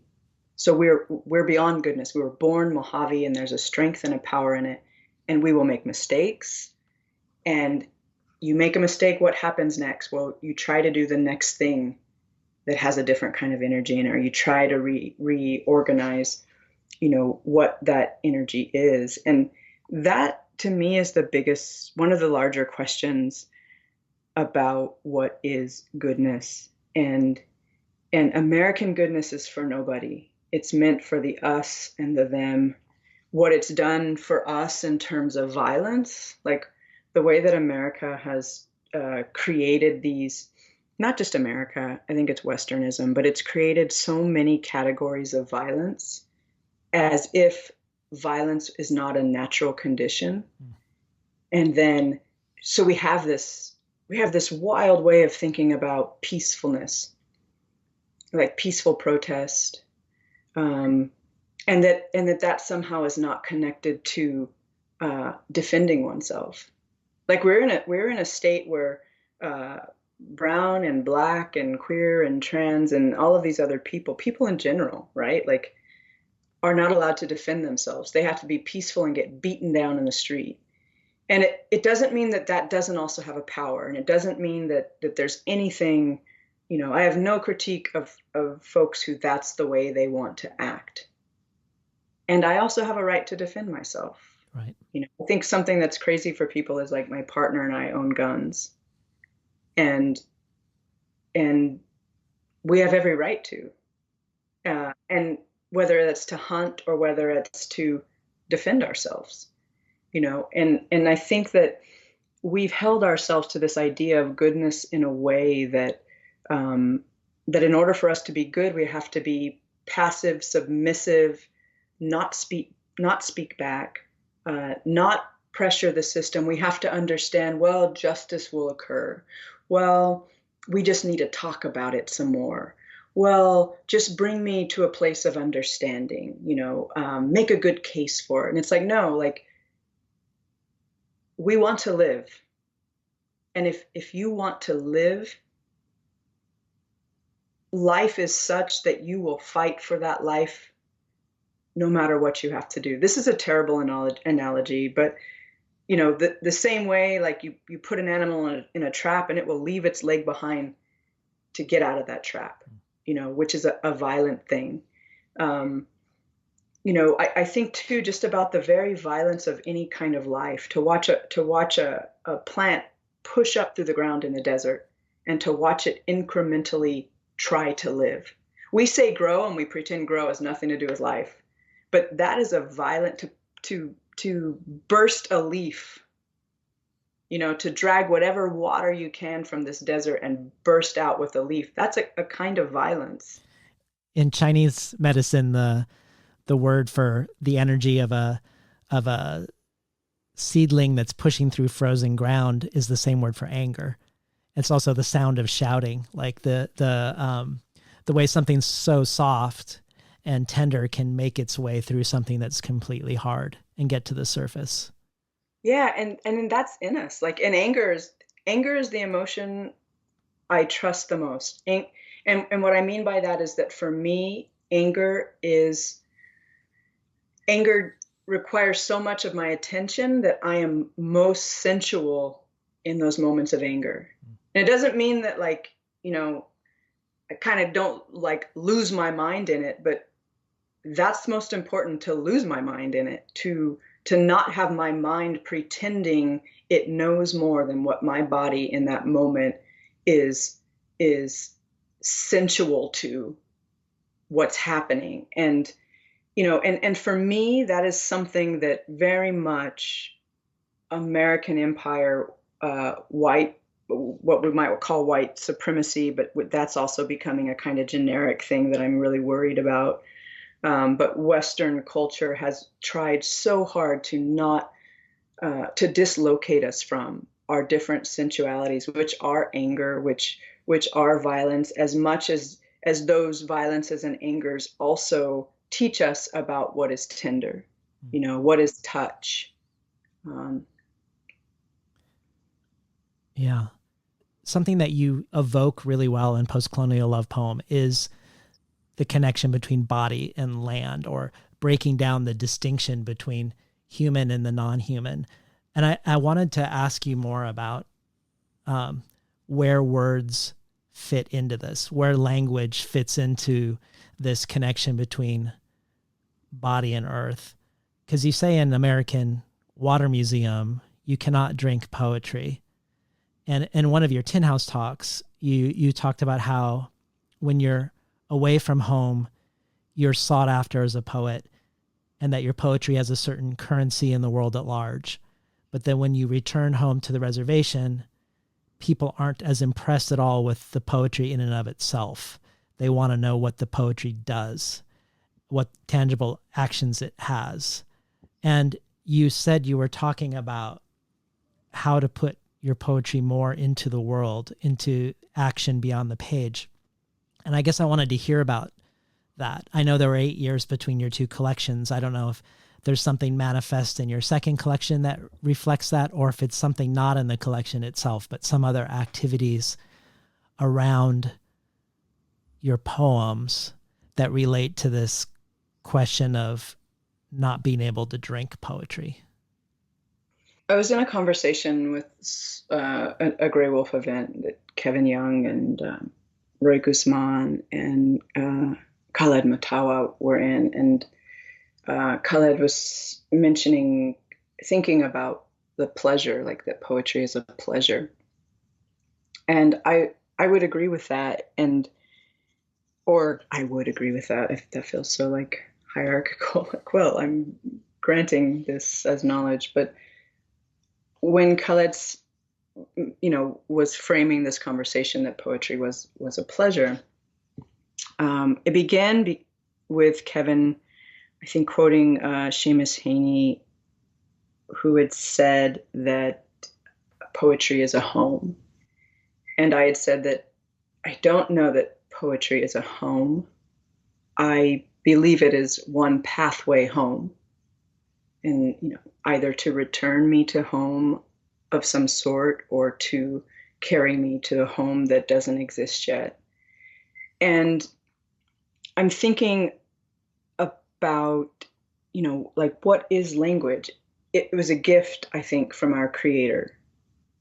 It's amazing, right? It's amazing that we have different languages, and how it's so difficult for us to understand that there is no hierarchical language. The fact that people around this world have their own language, and that that speech, I guess speech is what I'm talking about. Speech is just, it's impossible for me to understand. And I realize it's a gift, it's a luck. And I also realize that it's very physical. It's another kind of touch. So this is an example I've used before. I feel like I just finished a really large grant, and so I feel like that's why I'm in example mode. I think I've said, here's an example, like 5 times in this. So I pardon that, because I didn't notice. It's not in my lexicon. It feels so outside me, but something I would like to share. So this is not an example. This is something I would like to share. All right. Talk a little bit about this in relationship to language. I was leading a language conversation between our elders and other adult learners, which is often an extremely tense emotional space, because we have these groups, these generations of adults who were very intentionally cut off from the language. And then we have these elders who had to watch that happen, and who now are in a position where they have something that they desperately need to give to these generations. And there's a huge chasm, many chasms that keep that from happening. And so adult and elder learning engagements are really emotional. And we had an adult learner who said, like, was just kind of fed up in this conversation, was like, listen, I just need to be able to tell my son that I love him. You know, he was 8 years old. And, you know, our elders said, we don't have a word for love. There's no word for love. And, you know, she was getting increasingly emotional, and she's like, well, we have to be able to say something. It can't just be that we don't have love. And which, of course, we know the sentiment or whatever the emotional condition of that is. So finally, one of the elders, who was this adult, it was her aunt, she said, well, what is it you want to tell him? And she said, and she had no words. So the learner had no words. She like held her chest.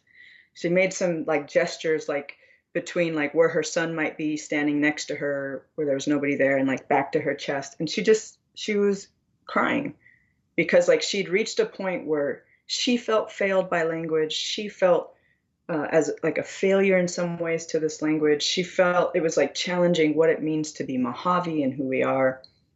And when she broke down, our elders do what they do because they're not old people. They're beyond that. They're an energy that is who we are. And so among the few that were there, they were like, well, you know, like, okay, we know what that means. You want to say, I would die for you. You want to say, you are my eye. You want to say, I'm going to be stingy with you. Of course we have words for that.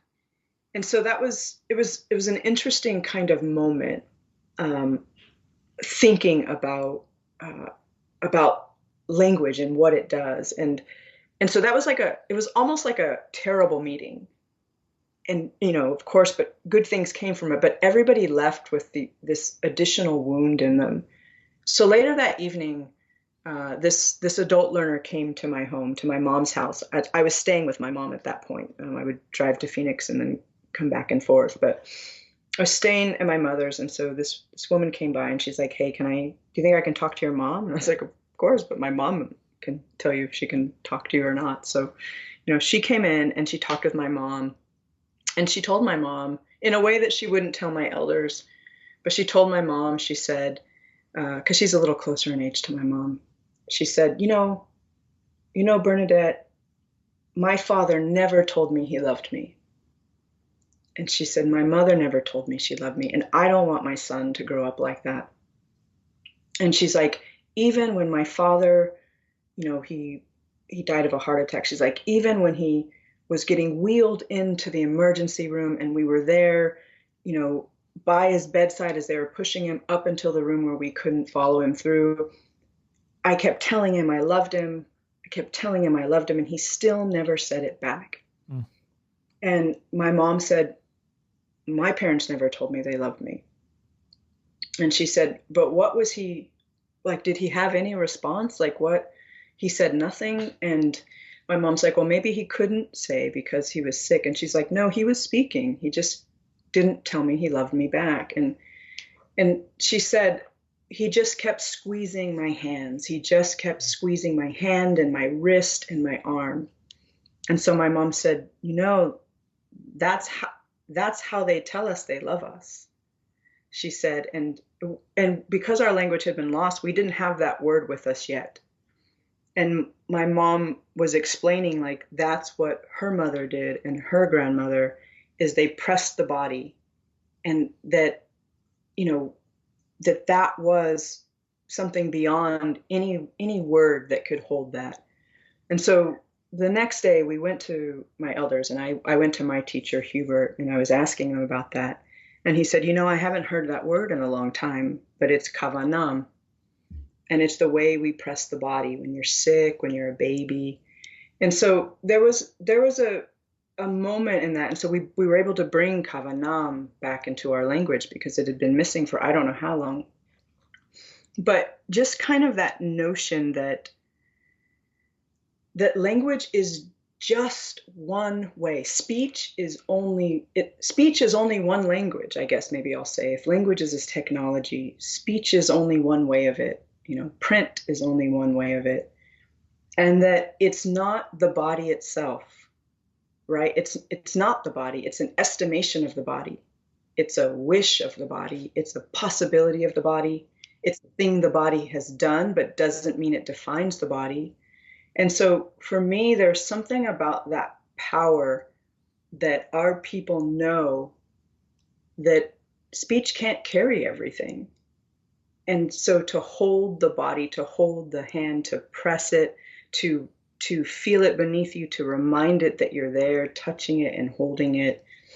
And so for me, like that's one of the like atmospheres of language that I have been brought into and raised with, I think. And so when I think of poetry, I always want to be like very attentive that I don't lean too much into the performance of it. Mm. And I don't even mean the reading, right? Because if I read poems sometimes about the brother, I can feel my brother in a way that I can barely stand up there. Like it's all I can do to perform it. I don't know what it would mean to break in it. I mean, recently I read a new essay and I almost like let myself feel shame about it because I had to stop twice in the middle of it. And I think something that was really interesting about that is right now in this time of pandemic, I'm not up in the front of the room with a bunch of people in it. And so that performance has been stripped down in a way that I find myself so much more emotional in front of a computer screen. I do too. It's me. Yeah. Yeah. Yeah. And so, and again, I'm getting sideways as I often do, going sideways on this conversation, but to me, that's such an important relationship because when settlers and linguists and ethnographers first came to Mojave and they did their little lexical vocabulary list and elicited things, they asked my ancestors, how do you say love? And they didn't have a word for it, which was very natural because, and they tried to explain the concept to them and they had no word for it. And so the ways they wrote about us is that we didn't experience it, right? That we didn't feel it. And, and it makes sense to me, right? That you have these white ethnographers who've come in. We've already had the cavalry through. We've already had the military through. These ethnographers come in and are trying to tell us something that is about tenderness and care. And I mean, I would bet that we couldn't even imagine those people felt whatever it was they thought they were telling us about. So, yeah, so that's a little bit of like, I think a constellation I carry with me constantly about language, about its physicality, where it comes from, and what poetry is. In poetry, as much as I'm a very tiny part in whatever energy is of the world, I feel like the land imagined me. Right? Like the land imagined a flesh person and it imagined it from its clay, from dirt. What an imagination. And then for me, like we've been told our creator also gave us language. And I feel like that was the creator's way of giving us an imagination so that we might make.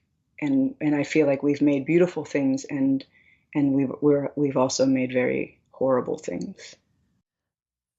When I was thinking in preparing for the interview about this question of what poetry does and doesn't do, and you as a poet out in the world and you as a poet back at home, I came across this quote by a Mexican poet, Heriberto Yepes. It was actually tweeted by Natalie Zapico.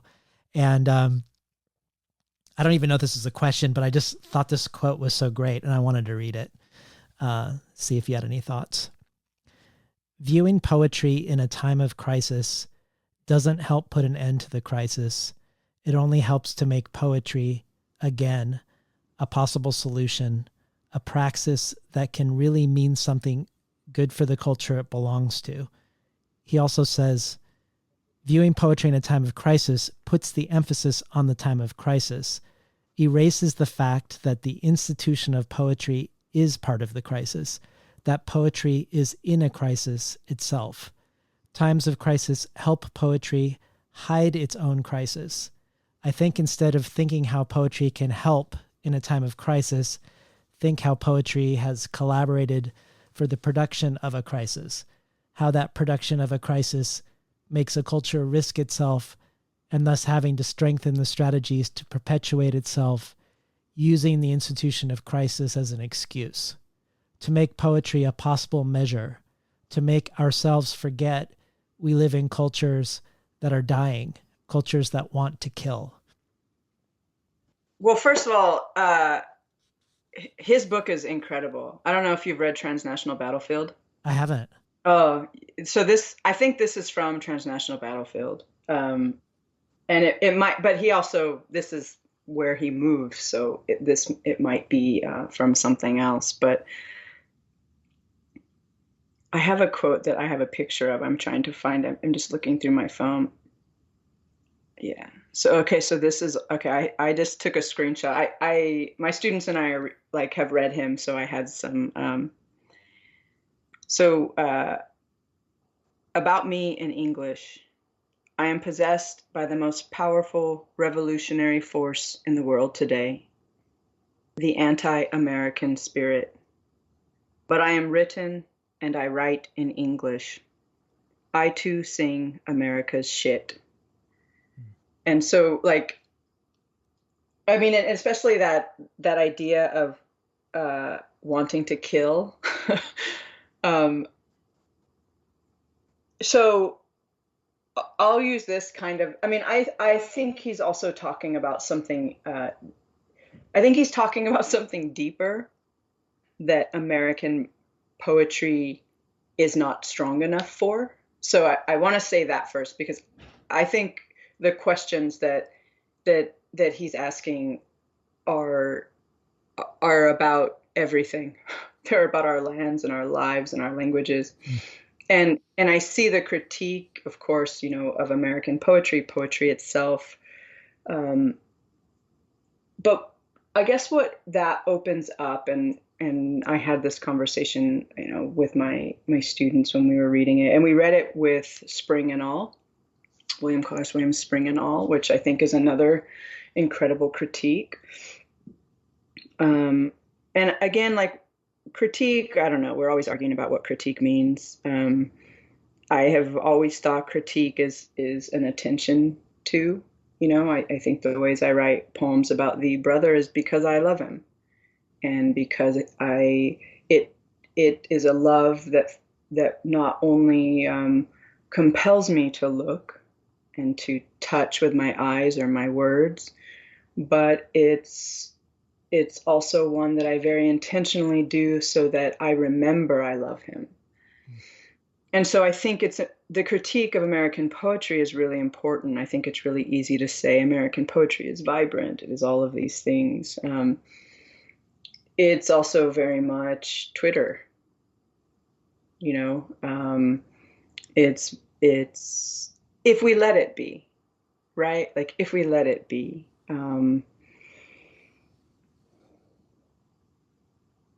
Yeah, I mean, I'm trying to take time with the piece you read, and I'm also thinking about his book in general. And I guess one of the important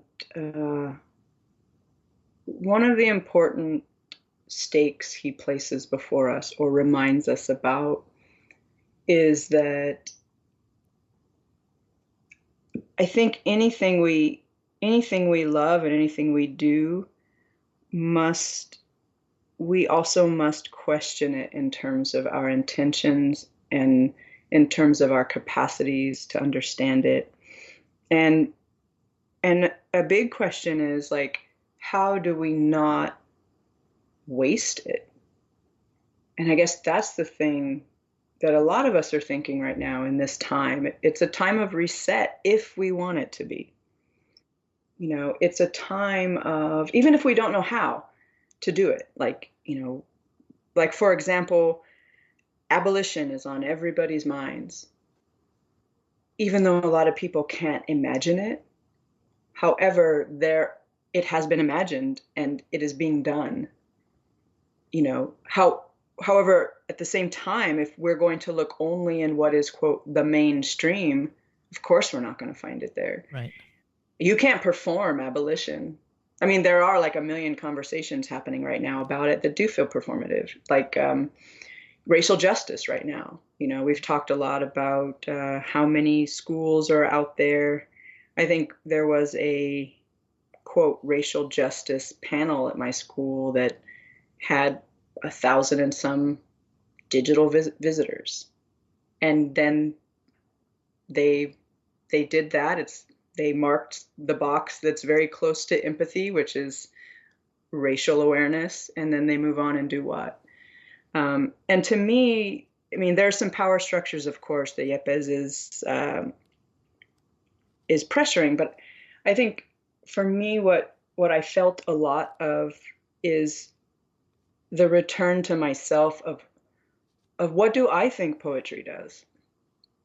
What is my investment in it versus what do I think it offers outside of myself? And there's a way that this might be, I can probably be more succinct looking through this end. American poetry is many things, many wonderful, lucky, beautiful things. It also creates a condition for our egos to be the only thing present sometimes. And that's something I try really hard to fight, is how can I be in a room without having to be the center of it, but to let language decenter it in a certain way? How do I not let poetry be a currency of celebrity, of performance, of outrage, of fast time? How can I let it be something that feels like a disruption of what I thought I could do so that I might find what I didn't even know I could do? And there's a way that, I mean, for me, right, like this is maybe an example of that. I know I'm doing a poor job of addressing this, and I think some of it is because Transnational Battlefield and some of their work it's saying the thing that, not that many of us have been afraid to say, but that we hadn't dislocated ourselves enough that we could possibly say it, right? Because you love 1,000 likes. You love, you like to know people are reading your work. But what's been really beautiful about this moment and this virtual world, and there are so many problems with the virtual world, right? Like we don't often think about what the levels of extraction are for us to have this technology, or that when we throw our technologies away, they go to Ghana and poison everybody who has to take them apart. But yeah, I think there's something about this like virtual space that holds us accountable to ourselves and how we engage. Like you cannot fucking perform in this space. I mean, I've seen virtual performances. I watched my friends do this. My partner, does performative art and has done this, but I'm sitting in a room by myself. And in some ways, like, I realize like the discomfort I have in a lot of moments, or I feel like, you know what, Natalie, like quit pretending you know something, or yeah, there's a certain kind of care I want to have with language in this space that feels really, really important to me. And I guess for me, and this is what Transnational Battlefield and that quote do to me, is I just want to be careful. And I don't mean careful as in not making a mistake, but I mean, I want to be careful in recognizing that language can be very dangerous, that not being attentive to language can be very dangerous, and that if I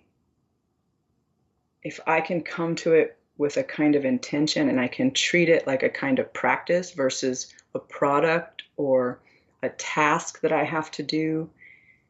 If I can be who I am with you here and who I am on the page, the way I am with my partner, or the way I move through a day in all its like difficulty or ease or joy or worry, then that's what I want poetry to be to me. Like I want it to be another way of touch, like I say, touching myself or someone I love or someone I don't know. And that's really hard because it's also what I do. It's also in some ways my job. Um, and so, I don't know. I mean, I think that's also one of the reasons why the ways you're having these conversations, because my partner really loves the show and is always listening to it and asking me about things. In fact, she and I were with the Joe Sacco. We were really going at it. But like, how do we create that space that we believe is the reason why we came to poetry? Like, how do we keep the space in between me writing Yeah. and what that meant, and then where the poem ends up happening in font or book or text? How do we keep that space in between, which is unknown, which is fallibility of language, fallibility of imagination, and also the complete possibility of it? So I guess if anything, thinking of the quote you read, thinking of the larger work of Transnational Battlefield, I think that's what it is doing. It's saying like, don't make this easy ever. Don't take like, and I don't mean take for granted, but don't assume um, this is what success is. And in some way, that was like a straightforward critique of poetry Yes. as the institution, and then of course what it is. I want to return to and end with love and a discussion of love, to circle back to the beginning. You've said it's possible any word is a myth, a small myth, a large myth. A word is never what it is, but a desire for the thing to be, either for understanding or for want or for remembering. And in your first collection, you use myth as a way to engage with your brother, who at one point is Icarus, and another point he's Judas, and many times he's an Aztec god. But the collection, your first collection, ends with poems to an unnamed beloved, which seems to be more of the focus of Postcolonial Love Poem. Yes, your brother returns, and yes, there are poems that were part of a letter correspondence with the poet Ada Limon, but often you're addressing the beloved without the beloved being named. And I want to read a couple of things you've said about love and see if they spark any thoughts for you. The first is, the love poem is maybe at war with the colonial state. The second is, a dangerous way of thinking is that we love as resistance. I understand that, but I refuse to let my love be only that. I'm not loving against America or even in spite of it. I'm loving because I was made to love. Love was made for me. And the third quote is, in order for me to be possible, I have to create conditions in which love is always possible. Love, huh? Love, I know. The love, the word that has no Mojave word. Yeah.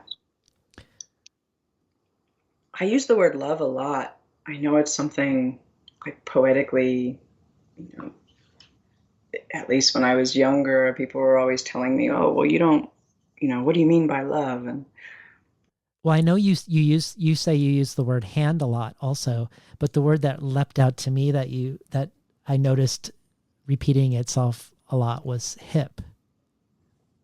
the hip, love, desire, I think the ways I've learned love, and I've mentioned this before, and, my great grandmother uh, was the first person I lost in a way that I knew what loss was. Um, and by that, I don't mean loss. Yes, I mean loss absent. She was gone. I remember walking into her room, the next day, and her literal physical absence, to see her not in her bed, to see like her sheets folded, and just what I knew in that moment. Yes, I knew she was gone. Yes, I knew she was absent. And then I also knew something more of myself. And by that, like, to me, that is what love and loss are. I mean, we've been taught to not be selfish, but I think any life has to be selfish, and not in the ways that we've heard about selfishness, as in you're not thinking about someone else. But shouldn't I be selfish if I want to live? And in America, you have to be so fucking selfish to make it through any day, to be yourself in a day, to come from the reservation, which is where I'm at now. It's where I'm talking to you from. For me to get through a day here is I have to be very selfish. And some of that is a reminder of many things, that I am loved, that I can love. But when I think about, and so for me, like, the reason why I'm bringing her up is because she was the first person who taught me that I did love. And I learned it when she was gone. Mm. I learned it. It's not that I didn't feel things like it, but when she was gone, my body understood what love was. And so love in that way was not her literal absence, but it was the way that my body suddenly knew what absence was. And that was love. And so that, and like thinking about desire, which I feel like I very much learned from her, and from the ways I took care of her, and the ways I tended to her, the ways I touched her, because she was a double amputee. She required insulin shots. She had wounds, we had to be very careful with. She, small things like giving her cup. She had this giant blue cup with a little plastic straw, and like just watching the way sometimes I missed her mouth, and her mouth would try to find that was desire. I've talked about this before, but she would ask me to rub her legs, which were not there, and that I did it for her. I didn't question her. I didn't understand it, but I don't know that there was a truer touch than me touching what was not there of her legs for her because they ached. And so for me to rummage my hands, to move my hands in those sheets where nothing was. And so the hip for me is, I think that's the primary doorway for me of desire. And that I felt desire, beyond any love, like sexual or platonic, there with my great grandmother, touching her hip, learning to bathe her. And so for me, those images are the foundational images. It's as foundational as my river, my desert. And I think about that, right? Like, if I could touch everybody I touch the ways that I touched her, with such, again, not carefulness, but care, in ways that I still remember, thinking about some of those touches, and that what they were was me existing. And so I think that's something I think a lot about love. Like, we pretend we can offer it, and we pretend it's ours to give. And it's not that those things don't happen, but I think what is, for me, the question or the inquiry, or the wonder, I guess, the wonder about it is that it's the way I exist. The ways I touch people is the way I exist. And it doesn't mean I don't cause people pain or have not, or cause people pleasure or have not. It just means that that's the kind of love I'm imagining. And so it has been a kind of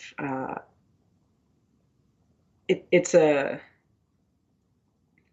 like, for example, it's not different than the ways I say that my land and my desert, uh, that I am one of my desert's pleasures. That when our creator made us, he created something that was full of energy, and like that was a pleasure for for the creator. And to think about that is that we weren't imagined of nothing. Like, we were built of clay that already existed.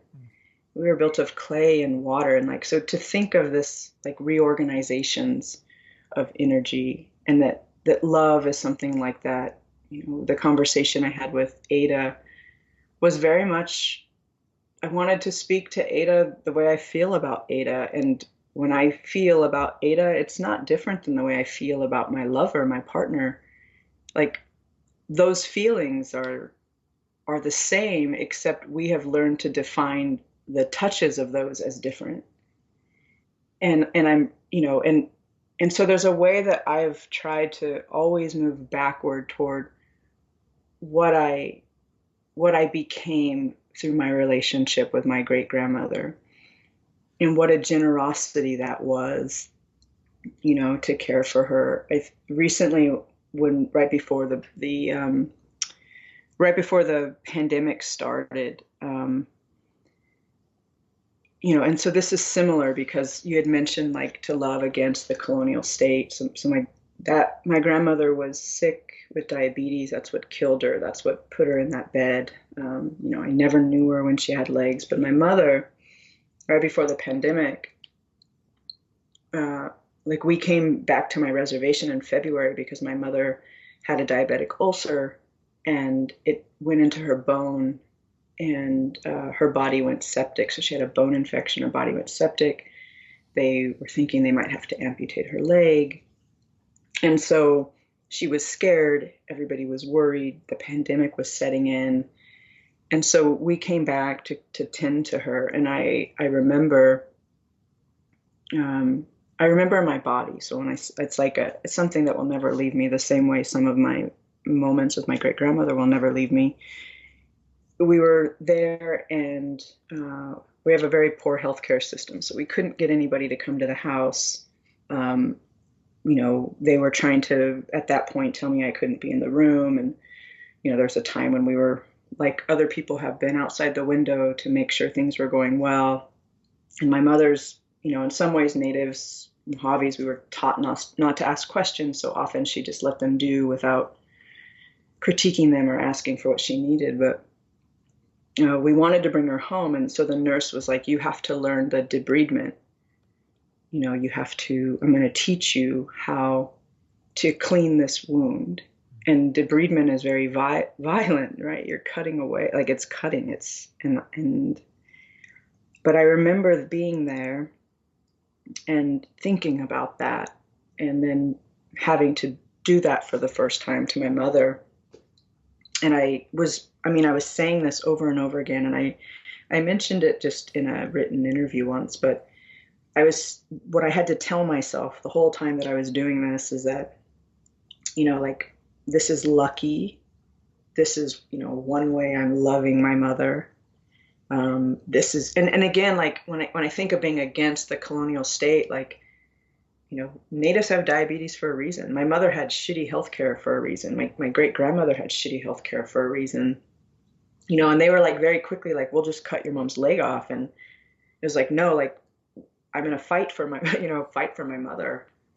But as that was happening, it was like, I had to tell myself, I'm like, you have language. Like, this is what you do. It has a power. It has a power.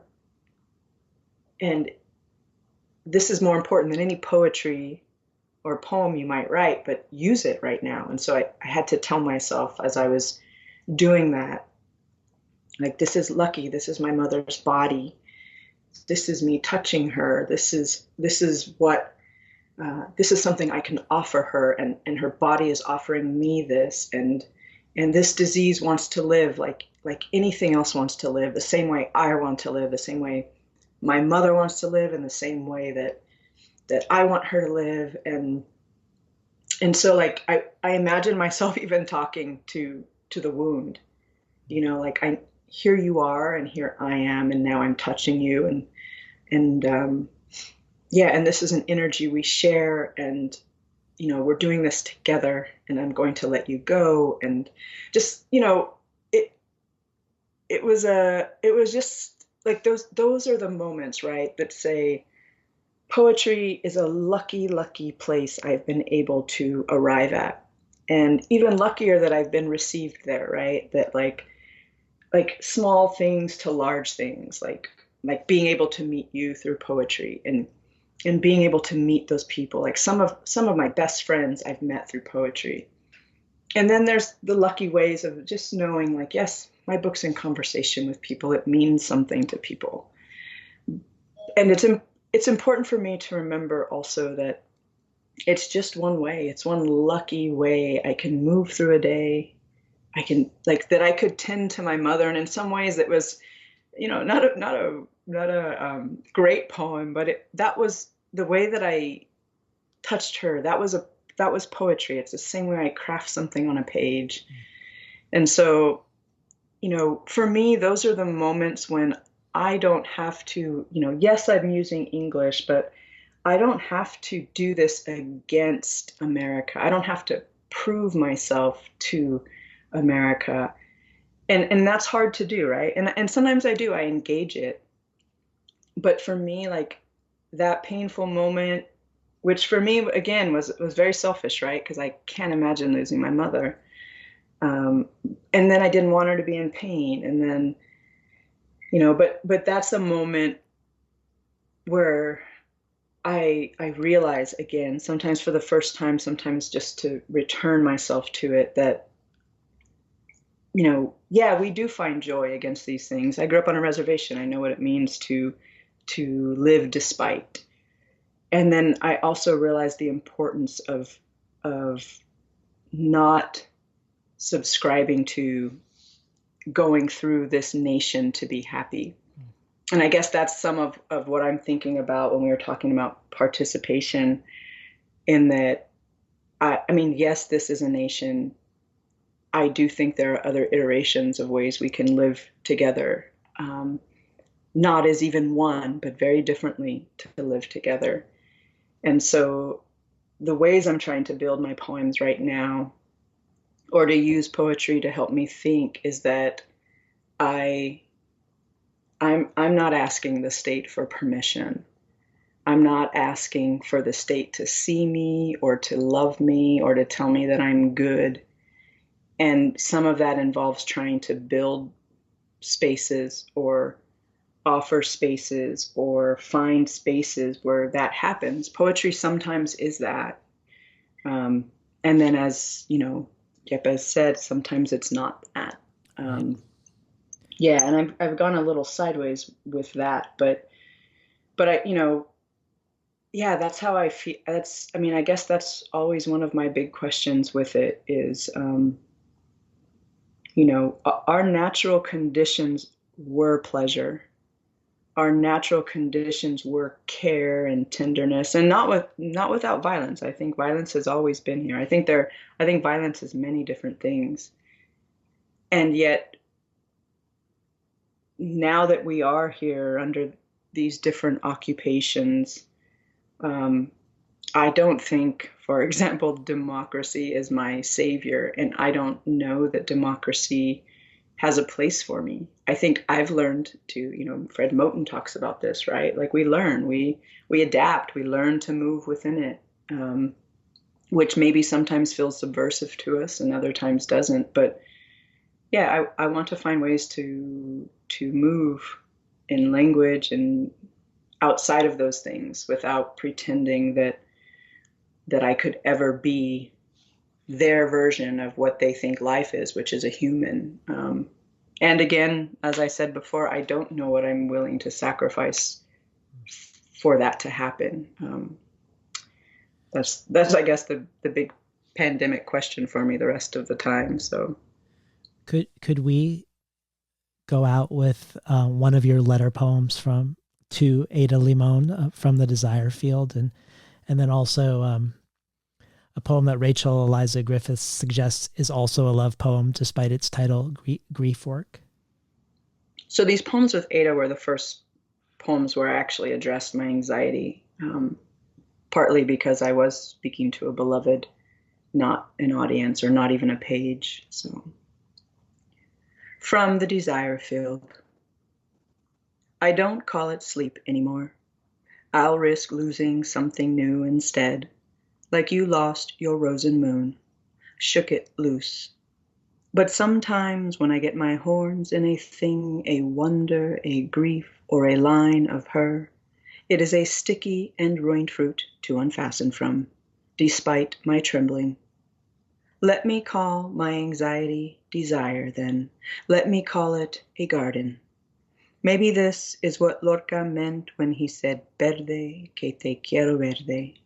Because when the shade of night comes, I am a field of it, of any worry ready to flower in my chest. My mind in the dark is una bestia, unfocused, hot, and if not yoked to exhaustion beneath the hip and plow of my lover, then I am another night wandering the desire field, bewildered in its low green glow, belling the meadow between midnight and morning.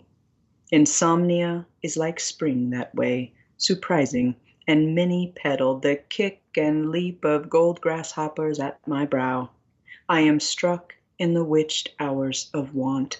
I want her green life, her inside me in a green hour I can't stop. Green vein in her throat, green wing in my mouth, green thorn in my eye. I want her like a river goes, bending, green, moving. Fast as that, this is how it happens. Soy una sonambula.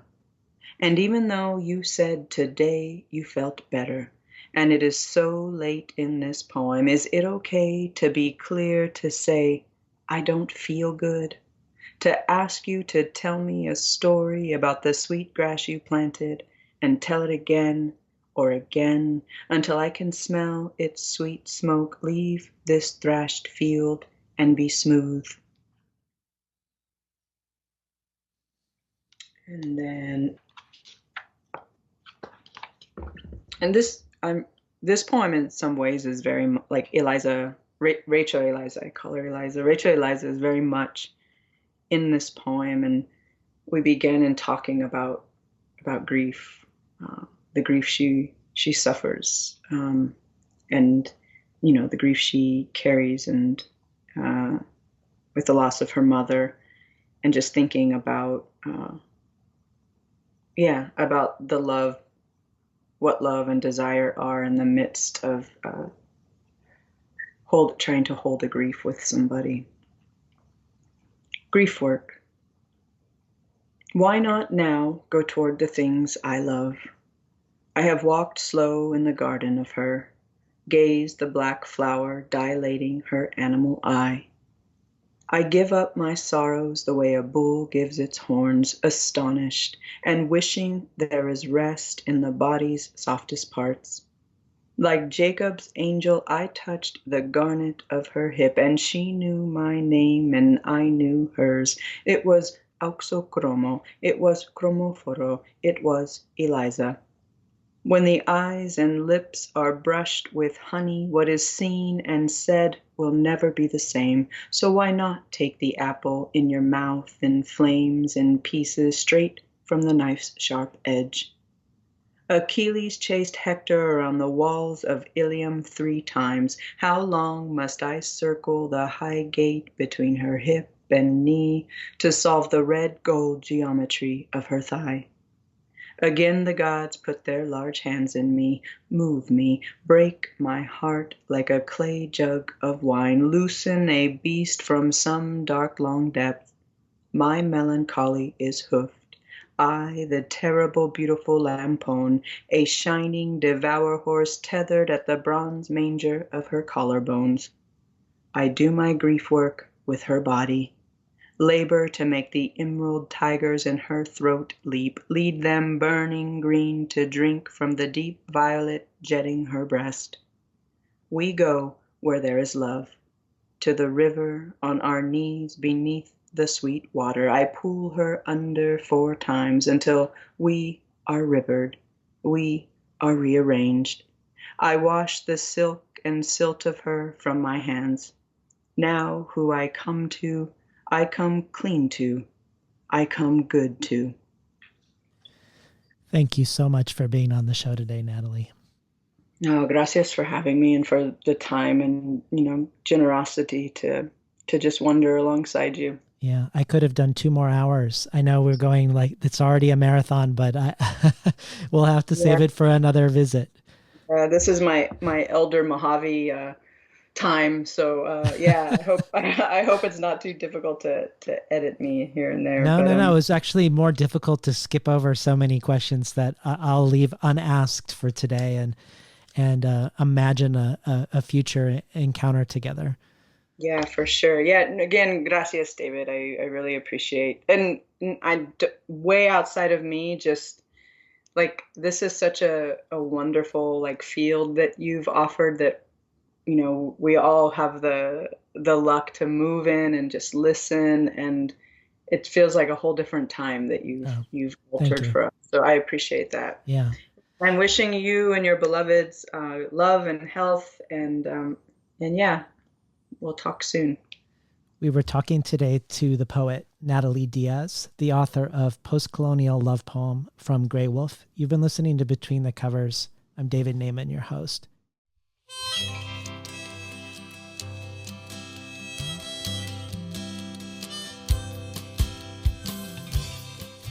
Today's program was not recorded at the studios of KBOO, but at the volunteer-powered, non-commercial, listener-sponsored, full-strength, makeshift home office of me, David Naiman.